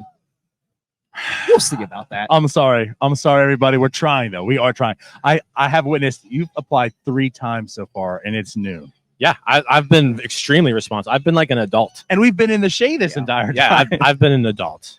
Yeah, we've done a good bit in the sun, but for the most part, we've been in the shade to this point. That's why I really want to see what happens in Sarasota tomorrow, because there's going to be limited shade, and I want to see what happens with Jim. We're going to see what happens when the sun's out and he doesn't have protection.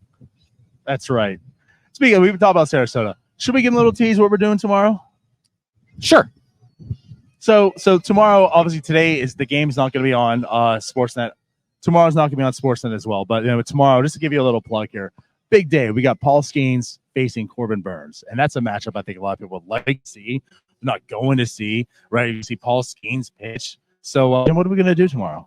What have you done for us, actually? Yeah, so we are going to. So if you're familiar with NS9 Game Day, where we broadcast live during the game, we talk about the game, all that good stuff. We are going to attempt to do that tomorrow from Ed Smith Stadium. It's going to all be contingent on kind of the cell signal and Wi-Fi availability there, but we are going to be spread out. We're going to have 4 different angles of the field for you. We've got 2 kind of positioned behind home plate, 2 by the bases, and we're going to give you a Paul Skenes quad box tomorrow. That is the goal. Take that, NFL Red Zone. The goal is to bring you a Paul Skenes quad box from 4 different angles tomorrow. So more details will come out about that as the day progresses, but I'm kind of excited about it. Hopefully it works. Like I said, it's gonna depend on technology, but that is the goal, so we can at least show you, hey, what's this guy look like? Because we're not gonna have any live feed of the game. Yeah, we're going to find a way to bring some Paul Skenes content to the people, no matter what happens with the cell service. But also, just to note, this is a 2025 World Series preview. 2025. How about 2024? Well, 2024. Game 1. Yeah. We'll give them a year here, but next year, All Corbin right. Burns and Paul Skenes in the World Series. The preview is tomorrow. A Burns Skenes Game 1 World Series matchup would be electric. Yeah, actually, it would. Yeah. And we're previewing it here. So hopefully that works out. Like I said, it's gonna be all reliant on technology, but that is our plan for tomorrow, to at least provide something for you all to watch during Paul Skenes' start. So now that we got that out of the way, you guys hungry? Yeah. Let's kick it back over to Cody. I think he may have found those brats. Hey guys, Cody. it's super windy out here on the concourse, so if you can't hear me, I apologize. You're like one of those weathermen, like during a am. hurricane. I'm bracing the elements right now. It's super windy today. We're probably going to see more home runs today than we saw yesterday. That's hard to beat. But anyway, I went down here to the concourse, over towards the entrance of the stadium. They had the Bucco brats and Italian sausage. So we're going to dig into those right now. First, we're going did you with get the Bucco both? brat. I got both. You get both. I got both. Okay. We're going to All dig right. into this Bucco brat real quick. All right, Bucco brat.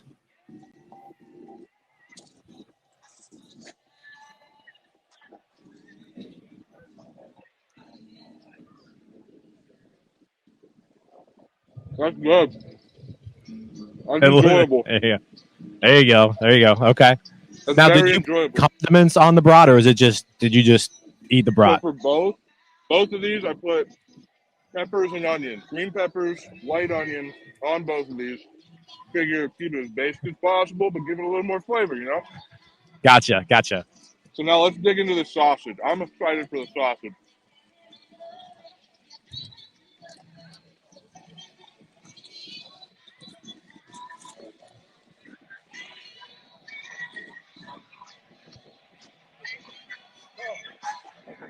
That's a lot better. It's hard to be better than that bratwurst, but it was pretty damn good. All right, so now we get the rankings, right? Now we get the rankings. I mean, these are just so good. The brat, the sausage. I gotta give the brat 7.4. I give the Italian sausage an 8.2. That was Okay. really good Italian sausage. So That was far, great. everything that you've eaten has been progressively better. It has been. I mean, the All food right. here is phenomenal. So I'm gonna have to go and find something to wash this down with. So I'll see you guys again soon with whatever that is. Love it. All right, we'll be back to you here soon, Cody. Yeah, the fireworks going on behind him as we ended that. Yeah, I don't know what happened there, but some kind of he's special electric. effect, right? I just love that fella. Yeah, that was great. I love the like I said, it looked like he was one of those weathermen reporting on a hurricane. He's like trying to brace himself. But again, to demonstrate just how windy it is today, I mean, there might be a lot of home runs. Yeah, there you go. All right, so back to we were talking about Jared Jones. We were talking about We really didn't get into a whole lot around Chapman and Holderman, two really anchors of the back end of the bullpen today. Two guys who, again, they're Holderman, almost like a veteran at this point. Really, he's been in the majors for at least one full season now. You kind of are expecting what you get from Holderman, maybe take a step forward, but yeah, Chapman and Holderman. Is there anything in particular we're looking forward for them today? Pitching, Enzo. I guess we're going to go to me. I think with Aroldis Chapman, it's pretty similar to the David Bednar thing we discussed. I'm not too worried about how the outing looks. As long as the velocity is there and I expect it to be, I'm not too concerned. I do think you did mention taking a step forward for Colin Holderman.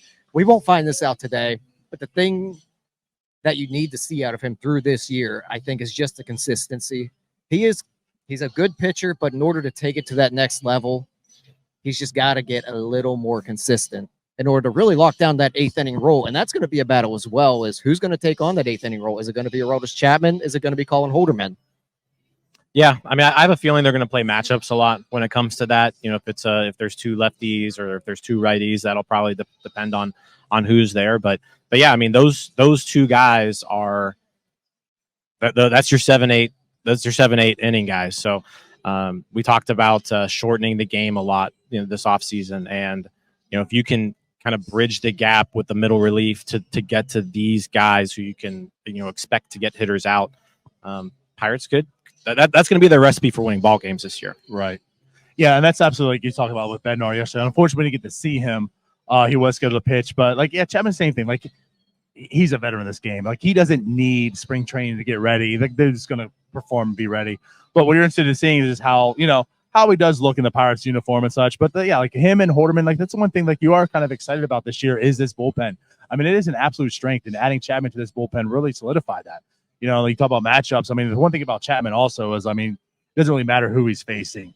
He can be a righty or lefty, it doesn't matter. But he adds another lefty to this. Is it really going to matter who's the seventh or eighth? I don't think it does, because I think you're pretty comfortable with. Bednar is your closer. Chapman's in there. If Holderman does find that consistency, we know his stuff is absolutely filthy. And yeah, you're looking at a 7, 8, 9, just complete shutdown bullpen. And that's what's kind of exciting today. So you're going to see the first glimpse of, those other two outside of Bednar.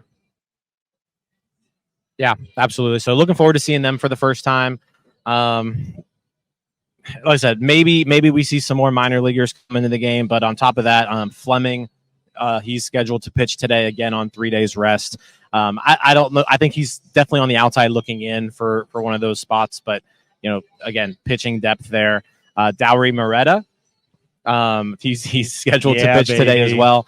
And again, he's one of those, when we talk about bridging the gap to those 7, 8, 9 innings, Dowry Moretta is going to be one of those guys that you need to rely on to get you from that starting pitcher to those lockdown guys. The better Dowry Moretta performs, the better guys like him, Barucki, the better they do, the more ball games this club's going to win. They have an important role on this team. Yeah, the Barucki, Ryan Barucki, Dowry Moretta, those types of guys, Majinski, those types of guys are almost more important than the Chapman Bednar, just because they got to get you there. You know what you have with 7, 8, 9 right now. That 5th and 6th inning role, because we could see a lot of spots where guys are out of the game in the 4th inning. That 5th inning spot, that's going to be huge this year, getting you to that end of the bullpen. Yeah, that's a very good point. That's one thing of this rotation. Something left to be desired in it, and what they could do is get kind of creative and shorten the game in that sense. So you're right. There's gonna be opportunities where there's gonna be a relief pitcher coming in the 5th inning most likely, or maybe an opener, right? Like Moretta, Majinski, those guys could have to do Barucki. So yeah, that's very important. They have a very important role in this team right now.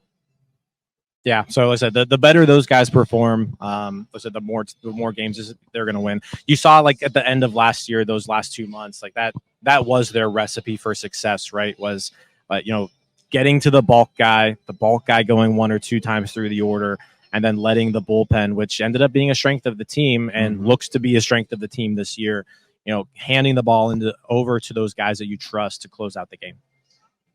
And I think a good point that was made. We had a conversation earlier today with someone on the team, but the fact that this is like a group that's coming back, like they're reestablished. Like this isn't where, you know, the past few years we've just more or less been seeing like this bullpen being rebuilt year after year with new guys, you know, and this is the first time that there's been like a collective unit that's returning all together, you know. So I think that is a really important piece to talk about and bring up here. You know, I mean, this is the same unit for the most part as last year that was all productive, and then you just added Chapman to the mix. So, you know, I'm very excited. I will say that I am excited to see what this bullpen will be this year. Yeah, it's definitely the strength of this team, and it's what they're going to have to lean on a lot this year. And you should whenever it is as good as it potentially could be here. Yep. So I think we're still is Cody ready, or are we still waiting on Cody right now? I think we're still waiting on Cody. All right, for the lemonade. So what I want to say then is let's just over 24 hours, Tyler. You made a prediction that took the internet by storm. You predicted Brian Hayes hit a home run, and boy, did he ever hit a home run. So do you have any predictions up that sleeve today? Oh, you know what? Watching batting practice today, I'm not going back to a home run, but I think Alika Williams doubles today. Now that's a bold prediction. That is bold. That is. I can't go all the way to a home run because I did not see him hit one in batting practice, but I saw a lot of gap shots. Maybe he throws his hat in the ring for that second base competition. He is getting the start there today. I know he's probably on the outside looking in, but an Alika Williams double today. I'll say this. It would be impressive. Tariq Skubal on the mound for the Tigers. A lot of people kind of talking him up as a dark horse AL Cy Young candidate. So it'll be cool to see. You know, they've got really good competition to face today, like they did yesterday with Chris Sale.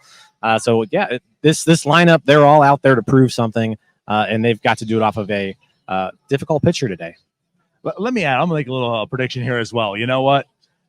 The people who hate the BABIP, Jared Trill is going to silence his haters because he's not going to have Bandy BABIP today. He's going to hit a home run as well. Okay. He's going to hit one out the park, so you don't have to complain about the BABIP gods. So, and let's keep it at third base there.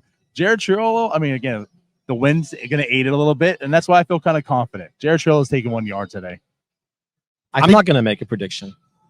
But I think the Daughter does have a good shot at that prediction because this wind is wild, and I think we might see a handful of homers today. Yeah, I think balls are going to fly. So there it is. All right. So I think we have Cody ready right now, is he? Yep. So let's go ahead and bring on Cody. Hey guys, can you hear me? We can hear you, Cody. All right, yeah. So I told you I had to get something to refresh myself from the brats, the tacos, the sausage, all of it. I went and got myself a Tito's lemonade. Let's see how good it is. I have high hopes for this. I think it's going to be great. It was freshly squeezed.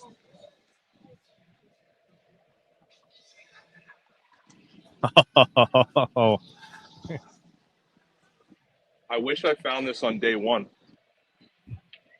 This would have made this trip so much better. This lemonade's phenomenal. You guys need to go get this lemonade right now. It's so all good. right. We'll get the lemonade here in a bit. I barely tasted Tito's. Great freshly squeezed lemons in there with the sugar. It was just like they make it, you know, at the carnival. And it was, oh my God. That's just really good. I'm almost a loss for words. All right. Oh. Well, once we're done here, we'll go grab some lemonades. Whoa. Pause. No, Cody, I expect Jim's 3 lemonades here right now. No, I'm not trying to get rid of you. I was trying to get a rating from you because I mean, we need to know how good this lemonade is. You can't just throw out superlatives. You got to give it a ranking. I got to give this a 9.8 out of 10. Oh, wow. That's how good this lemonade is. It's so 9.8. So good. Also, I want to make a comment and a prediction, if that's okay. If that's okay with you guys. If that's okay with you, Jim. It's okay with me. All right, first, my comment. Donardo, he kept saying bad content. I think we're making great content, Donardo. So what's up with that? No response? Okay, whatever. I don't know if he can hear you. Secondly, no, he can't. He's the only one without he headphones. doesn't have headphones in. I've been outed. Saying we have bad content, bad content. I know he's trying to say contact. He can't talk. But anyway, my prediction is going to go with Donardo. I think Jared Triolo has a great game today. I told you guys, I told Neil on, what was that, Monday or Tuesday, whenever they were playing Toronto. I was like, Triolo's he's going to do well. he's going to bat himself into the major league team. And that's what he did. He went 2 for 2 against Toronto. So today, I think he does hit a home run. I think he goes 2 for 2 again. And I think he's got that bat going. I think Triolo is going to be that utility guy we want him to be. So that's my prediction. All right, Cody. Well, hey, we're gonna wrap up here soon. We'll come get you. If you can have some Tito's lemonades ready for us, that would be ideal. But we'll see you here in a bit, Cody. I'll try that. I don't know if they'll sell 3 of them to me, but. All right, sounds good, man. All right, so everybody's making predictions, so I guess I might as well throw one. You got to do it, right? Jim. You have to. My prediction: Jared Jones, 1, 2, 3, third inning. Love it. With 2 strikeouts, he hits 100 on the gun. Love it. Hits 100 on the Love gun. it. Today, Love Jared that Jones. prediction. Into the win. So it would have been like Into 101. The win. Yep. Good point. Right. Well, with that said, guys, we have tacos, and I'm gonna take these for myself. And let's go get some Tito's lemonade. Let's enjoy this game. So with that said, 30 minutes until first pitch, basically. Let's go, Bucks. We out. We're out. We out. See you guys. Let's Peace get out of here. Scouts. Bye-bye. Hey, you all, thank you for watching. I know we try to provide the most entertaining content that we can, and we'd love to spread it to as many people as possible. So I know it doesn't seem like a lot, but if you could take the 5 seconds to like this video and subscribe to the page, it helps out so much more than you know. Thank you, and let's go Bucks.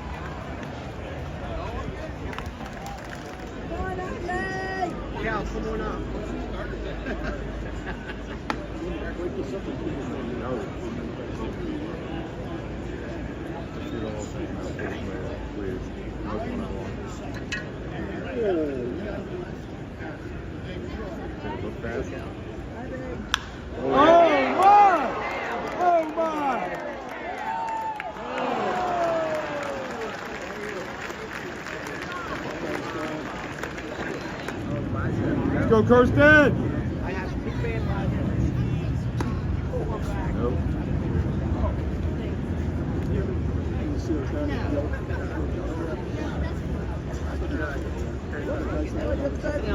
Oh yeah, he's here.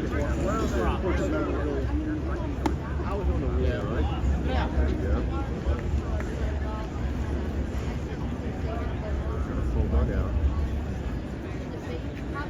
Let's go, Heston!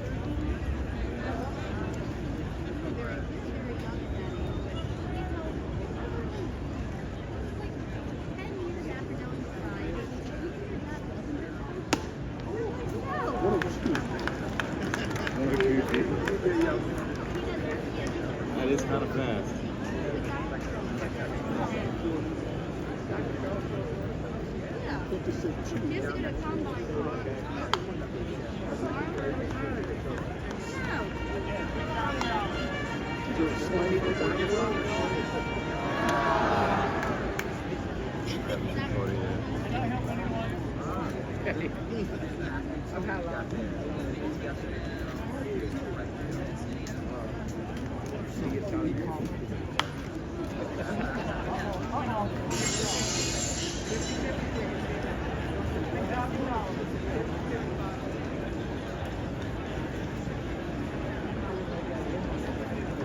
Let's get it started, Kirsten.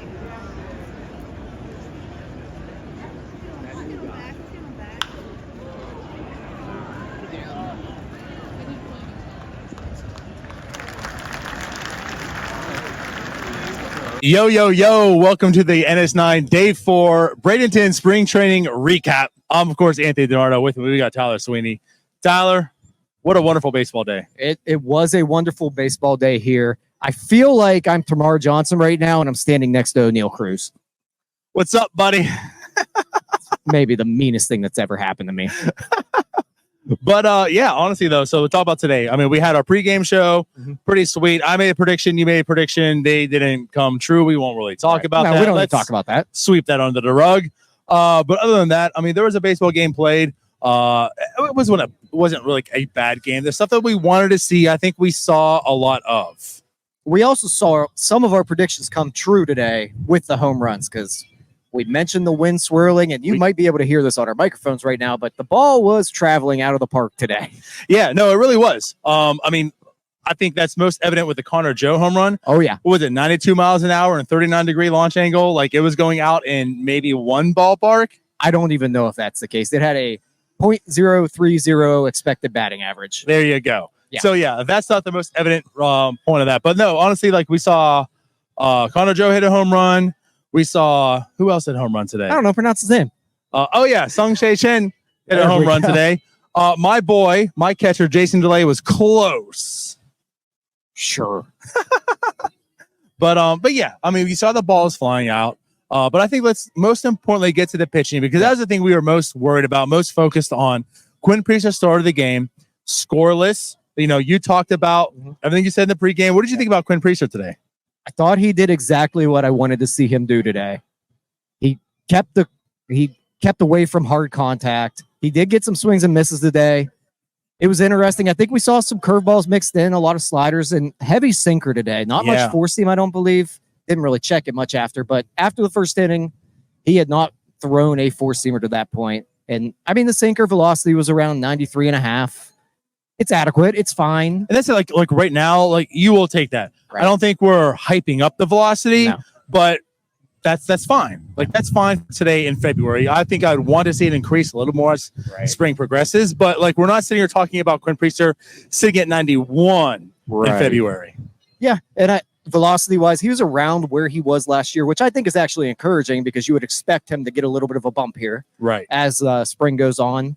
So I think I was pretty encouraged by Quinn Priester in general. Yeah, and like you said, the biggest thing, soft contact. I know it wasn't the greatest lineup in the world, right? But you can only judge what you have, and that's the thing. Like he went out there, it was a fine outing. I mean, you didn't see anything that worried you. Start number one, Quinn Priester, success. You move forward. It's what you kind of want to see. Yeah, he did exactly what we had hoped to see today. It wasn't anything outrageous, but he was effective. Yeah, right. All you really asked for. Then in comes Jared Jones. Now let's talk about Jared Jones a little bit. I mean, he was doing what he was doing like the first start. He was touching almost triple digits. Now but it wasn't triple digits. If the radar gun was there, it would say 100. 99.8 is not 100. Whatever, Tyler. But at any rate, I mean, we're close to, we're talking about what we said with Quinn Priester. Right now, Jared Jones in February almost hitting 100. Yeah. Granted, he also went 2 innings today. Almost. Yeah. So, we saw Jared Jones now. It was kind of electric, but it's somewhat of the Jared Jones issues he had. I think it was 15 strikes, 14 balls he threw today. Yeah, he's a little bit too wild. He's not very efficient. But when you see the stuff, if it somehow comes together for him, at the very least at this point, he looks like he has the upside of a back-end reliever. Yes, at the very least. At the least, I think you can get a late inning reliever out of him. I think there's still a lot of hope that he can start for this organization.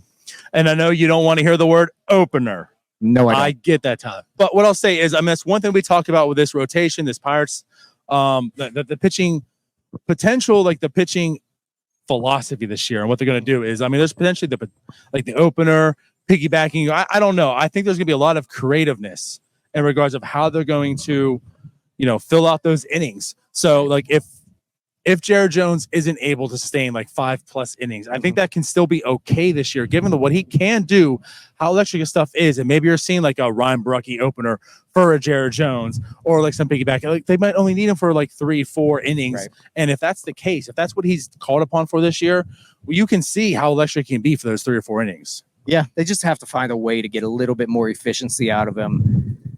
It can't be everybody has to be struck out. He's got to find a way to get some weak contact and get some guys out. The old Ray Searage 3 pitches or less. But you're right. I mean, it's funny. We joke about it, but like how much has almost come full circle right now. Right. At some point, you do need to be able to get some outs without going to a full count. Right. So we talk about Quinn Priest, we talk about Jared Jones. Next up, Aroldis Chapman. Again, 36th birthday today. He makes his debut, and he gives up a home run to ex-Pirate Bly Madris, because that's exactly what you want to see. I mean, there's a reason I can be concerned with him. No, the velocity was pretty much there. Not much concern with him. He's going to be okay. Yeah, I mean, he was hitting 99, not quite triple digits, but also, again, like his first, you're not worried. For the same reason, like if Bednar was throwing 95, 94 right now, like you're not really worried. It's whatever. Right. It definitely does come into play that he's a veteran. He's been through enough springs. He knows he's not going to gas himself out on February 28th. And you make a good point. I don't want to see him hitting like 103 today. I want to see him at 103 in June. Yeah, I'm with you. In October. I'm with you. All right. So with that said, yeah, I mean, so like we saw some of the offense today. Like Sung Sae Chin had a home run. I mean, he was like the WBC hero last year. Right. I think he had the first home run of the tournament, if I'm I don't remember. I believe so. But if not, I don't have that much in my brain. I mean, he was like the guy last year. I mean, it's like a pretty intriguing prospect. And so he makes his, he makes the start today. He has a home run. I mean, also we talk about like tomorrow, how small he is in stature stuff. Same with him. Like, where are these middle infielders getting their power from? I don't understand. What are the Pirates doing? Well, I'd like to see it actually work in a game, a real game that counts. Bingo. But his home run, it wasn't really wind dated, I don't think. He was the farthest. I think it went 4. I could be mistaken. I think it was like 423, something like that. I mean, there were a lot of home runs hit today, so maybe they're all blending together a little bit, but he squared that one up pretty well. Yeah, he had the farthest hit ball. Celestine had the hardest hit ball today. And we could talk about him a little bit, because again, like this game was much about depth, right? These guys are fighting for a spot. Obviously, he was brought onto the team. He can play center field. We're not sure if he's going to make the club or not, but he's had a fine spring so far. Yeah. Nothing to really complain about. I don't really think there's much to complain about from anyone on this roster at this point. Maybe the bats are a little bit behind, but for the most that's part, normal. I don't think there's anything that's really jumped off the page at, oh, that's a little concerning. No, I think that's fair. I mean, there's the concerns have already come in this spring, right? Right now, what we're trying to do is like levy those concerns into positives. And so far, we've seen more positives than concerns. So that's quite fair. And again, like the bats not being awake for the most part, pitching's typically ahead of hitting anyways. So like it is what it is. But yeah, like so far today, I mean, I know the Pirates didn't really win, but I think it was a positive game coming out of it. Yeah. I think you want to see Dowry Moretta look a little bit better there. That might be something that's maybe a little hesitancy on him. But when we talk about the depth of the bullpen, he's one of those guys that he's going to be in that 5th, 6th inning role to get you to that 7, 8, 9, the 7th, 8th, and 9th inning where those are already locked down. Right. So one of those guys has to take the reins on that middle reliever role.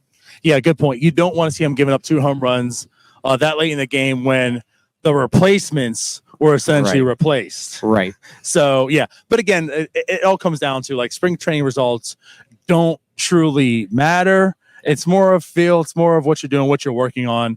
But yeah, if we can have less home runs by Dowry Moretta, that would be fantastic. Yeah, I think I would prefer that. Much preferable. Less home runs is usually better than more. There you go. That's prime analysis right there. That's why you come to us. But I guess with that said, there's not a whole lot much else I think to talk about. I don't know if there's any takeaways from you.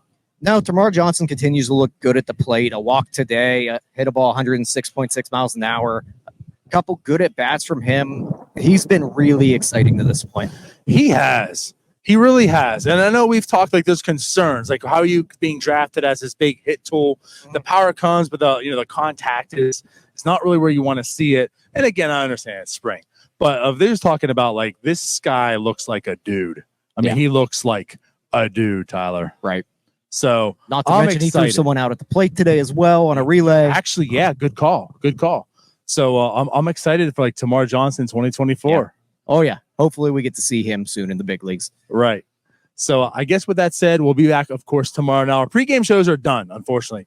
So this was it. This was it for us at LeCon, but we'll be in Sarasota tomorrow. right, to watch the Orioles game. Paul Skenes, Corbin Burns. We also got word Jackson Holiday is going to start. Oh boy. So like big day tomorrow. Yeah. Tomorrow's gonna be fun. Yeah. But the thing is, Tyler, you guys can't watch it. And do you know why? It's not on TV. How can we help that? I don't know. I think if you want, we are going to, as we talked about already today. So like we are planning on all of us going live and recording like the first 2 games, as long as it's plausible, as long as we can do it, which I will tell you, we will find a way with our 4 heads, mainly Cody's. Yeah. We'll figure less of something yours. out. But we're going to quad box this. You're going to get every angle of Paul Skenes, like it or hate it. That's one way or another, we will get you Paul Skenes content. Yes. So tune in tomorrow. We might be the only place you can find Paul Skenes, which is kind of crazy. And Jackson Holiday when Corbin Burns making his Orioles debut. And it's super windy. So I hope you can hear all of that. But yeah. So I guess that pretty much wraps up our day. We're about to go get some food, go get some drinks, and hang out and enjoy the rest of this beautiful day. Yep, let's enjoy the rest of this day in Florida. So with that said, we're out of here. Let's go, Bucks. Bye-bye. Peace out, Girl Scouts. Major League Baseball this year are unveiling some new jerseys. They're new partners at Fanatics. These are made by Nike, and they are receiving quite a bit of criticism. You know those jerseys that you buy like off those shady internet websites from China that you know are just not good. They're $17 a piece. That's what these new jerseys look like. I feel like the value of those knockoff jerseys, you know, Born Trade, DH Gate, Temu, you know, those types of things. Those jerseys, the value through the roof because these things just suck. Who's paying $170 for these things when you can get the exact same thing knockoff for $17? Unbelievable. Fix it, MLB.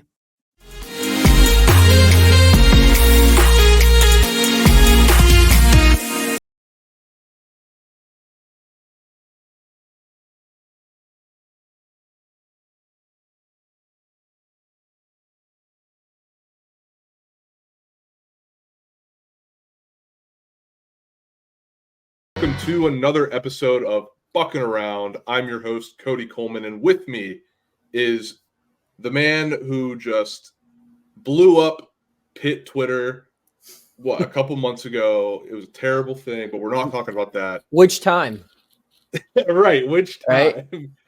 The one I'm referring to is whenever you misquoted somebody. Yeah. But it's the man, the myth, the legend, Noah Hiles. Noah, welcome to the show. How you doing today? I mean, I was doing great until that was your introduction of me. I mean, you could have said a lot of different things. I mean, but that's the note we're starting out on, Cody. Come on now, man. I had to throw a jab real quick, you know. That's fair. Keep me humble, right? But you know, I don't want to bury the lead. You just accepted a new position as the beat writer for the Pittsburgh Pirates, which is really the reason you're on this show right now. Yeah. So tell us about that and how it came about. Obviously, as I stated, you were on the Pitt beat. Mm-hmm. So how did this come about, coming on to the Pirates beat? Well, yeah. So as I'm sure a lot of the people viewing this, listening to this are aware, Ron Cook retired earlier this month. And you know, when someone like that, who's been a fixture, has been a staple at a media outlet for decades, leaves, it's going to lead to a little bit of a reshuffling of the deck. My coworker, one of my mentors, really, Jason Mackey, got promoted into Ron's spot as the lead columnist at our paper. And it obviously left some big shoes to fill on the Pirates beat. Andrew Destin, my new beat partner, was obviously still around, but they wanted to, add another reporter there to see if two people could kind of replicate what was previously there with Jason and Andrew. And that's where I come into the picture. Not 100% sure it'll be like more than this season. It's kind of like a trial and error type thing. We're going to see how I do there. I'm going to see how I like it.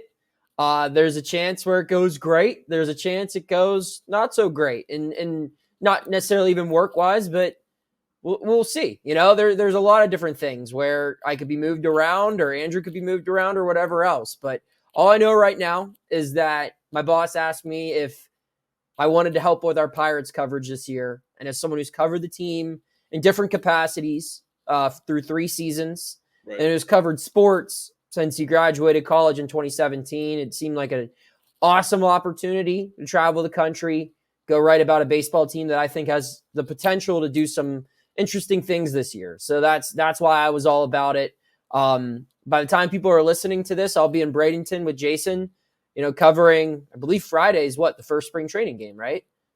Friday or Saturday. Friday or Saturday. Yeah, so I'll be there for those. I'll be there for a week in Bradenton, and then I'm back finishing out my pit coverage. Obviously, they're in the midst of some pretty interesting stuff right now as they're trying to make their way onto the bubble or a better spot on the bubble. So it's going to be a busy spring for me, but one that I'm very, very excited for. Yeah. So tell me, you know, you're a homegrown guy, you're a Burgettstown guy, and you get to cover these teams you grew up watching. What kind of perspective or like interesting or like, what's the word I'm looking for? Like unique perspective do you feel you bring to covering these teams? I mean, I think an advantage that I've had throughout my whole career is that like you hear about like great athletes who were kind of like bred into being a great athlete by like the environment their parents created. Yeah. I grew up with the quintessential sports media consumer and my dad and his brothers. All of them read the Post-Gazette. All of them listened to what was ESPN Pittsburgh at the time, and then 93.7 The Fan.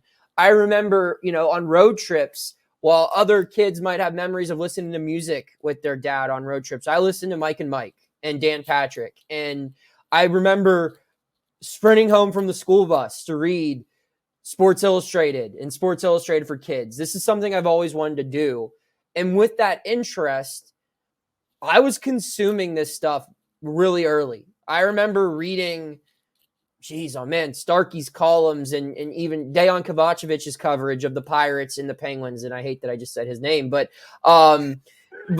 and other people as well. Just Mackey when he was first getting into the mix. Ron, of course, Collier, so many people. Zeiss, Filippato, like just everyone who I now work with or work against, you know, share a press box with. I grew up reading them. And more importantly, though, the unique aspect of it is I grew up with the people that consume their work as well. I feel like I have a really good understanding of what people want to read about, people want to hear about. And I'm not going to tell you, and when I say that, it's not where I'm not going to just say something that Pirate fans want to hear, you know, because that's not what my job is. I'm not here to tell you good news all the time, but I do feel like something that's benefited me when I covered high school sports in this area, when I covered Pitt, my brief time covering Pirates for other outlets, and everything else is I've kind of had a finger on the pulse of what the fans wanted to know more about. And I feel like I'm a relatable guy just by my interests and growing up in this area. I mean, I know, I will say, like, it's kind of weird taking a 3-year hiatus from Pirates Twitter to see what it's evolved into now. I mean, the guys like Jim and DiNardo and all, they're like the kingpins, the old heads of that space. Yeah. When I remember, like, they were just like the normal people now. And like the older people when I was there are like gone. And now there's this whole new wave of whatever's going on and the Twitter space fights and everything. So I've got a lot to catch up on.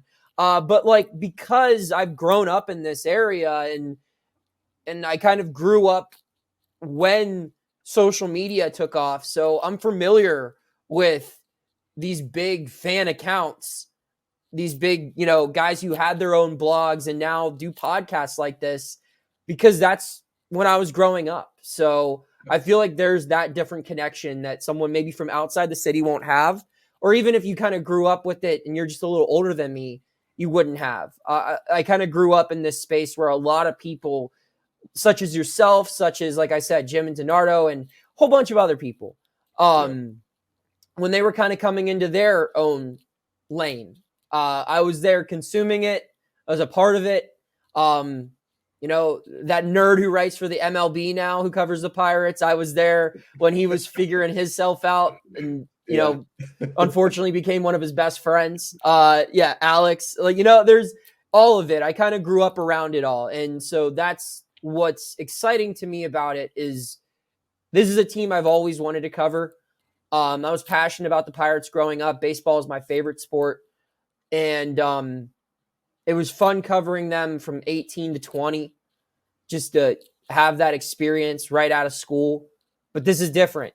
I mean, if you grew up in this area, you understand what it means to cover a professional sports team for the outlet that I work for. It is the paper of record in this city. And if you go into a bar on the South Side, there's a framed copy of the Post-Gazette documenting something notable in Pittsburgh sports history. And the idea that I'll get to do that the next time this team wins a big game or a playoff game or clinches something, it's pretty surreal. So that's the connection and everything that I have to what I'm going to be doing. Right. And it's just dawning on me now that you're the first person I've interviewed on the show that's like close to me in age. Yeah. So like we grew up with the wild card games and like seeing the first competitive team in a long time. And it's like, I think that, at least for myself, is what that was the catalyst for me to want to get into some sort of sports media. I mean, you obviously, like, the way I had it in my head is a terrible way to say it, but I'm going to say it for lack of better terms. Okay. You're the wannabe podcaster that made it. Yeah, no, I mean, that's a good way to put it, because I mean, everyone now looks at me and they think I'm this like traditional media guy, right? Right. But like, I went to a school that had an undergraduate, student body of 2,200 kids, and it was not known for its communications department. I didn't go to Syracuse or Northwestern or Missouri or even Pitt for that matter, right. Where you'll see there's no one else from Mount Union in the Pittsburgh media. And there's no one else from Mount Union in a lot of cities media. There's a couple of people here and there, but I think I was like the first Mount Union student to like get a full-time reporter job in like over a decade. So my path that I carved out, there was kind of two avenues that formed into one. I had a whole bunch of traditional media stuff, right? Like I produced for The Fan, KDKA Radio. I started freelancing for the Trib and the Beaver County Times. I had all those things. But a lot of my recognition for the few people who probably remember my small contributions to Pirates coverage, in addition to what I did on The Fan, Alex and I hosted a Pirates podcast for 3 years, and that had a decent sized following, especially for what the podcast market was back then and what the team was back then. We had a loyal listening audience, and I was just as much as a part of the blog podcast space as I was the traditional media. It was really just me trying to figure out anything that can get me noticed, get me going. Yeah. And eventually it all kind of clicked. But yeah, that is, I think there are a couple of us who are like that. I think Chris Carter was like that. Yes. Alex was certainly like that. Myself. There's like a kind of a little wave of us who are, now I guess we've gone corporate. That's right. To make a wrestling analogy, but I mean, I'm not complaining about it, but yeah, it's been a cool journey, and it's kind of really interesting how it's gone full circle to where I'm at now in my career, what I've been doing. And I've always wanted to get here. Most people who make it to this point have a lot different of a road than what I've taken, but it's been a really cool road. Yeah. So some of us still enjoy being out on the indies, Yeah, and there's nothing wrong with that. That's, I think, another area where it's like I don't think it's as bad. Like I remember a couple of years ago when I was young, I think part of it had to do with youth, but I feel like the stigma of quote unquote blog boys doesn't necessarily exist like it did, I guess, pre-pandemic, because that's when I was kind of in that space. Where you get looked down upon if you had a fan POV podcast, or something like that. Like it was like, we don't associate with those people. Right. And as someone who quite literally associated on both sides of that dynamic, where my mentors were traditional media people, but my friends were, self-made creators, it was interesting. But now it really does seem, especially in like the Pirate space, Pitt, honestly, I think it's those two for a multitude of reasons. Number one being, I think those are just the two beats in this city that have like the most open-minded and chill people covering them for traditional media. So they're probably going to be more open. Chill is the key word there. Yes. It's not like drama or petty or anything. It's like that on Pitt, or it's not like that at Pitt. It's not like that on the Pirates beat. It's a big reason why I had no interest in trying to cover the Penguins or the Steelers. There's just people who are around those programs I have no interest in dealing with on a day-to-day basis. But it's cool that the spaces that I've been in are now filled with people who acknowledge it's like, look, they have a different lane. They're not competition. They're not jokes either. Like, there's benefits to having a relationship with these people, and more importantly, they're just people, man. Like, it's cool to talk to people. So yeah, it's kind of cool to see how that's developed though, because that wasn't the case not long ago. Right. So tell me about, you brought it up a couple times, the Beaver County Times. That's my hometown newspaper. Tell me about your time there. I mean, I'm really interested to hear what it was like to be there. We used to have the reporters come to the practices. Mm-hmm. They do their short little 5-minute videos.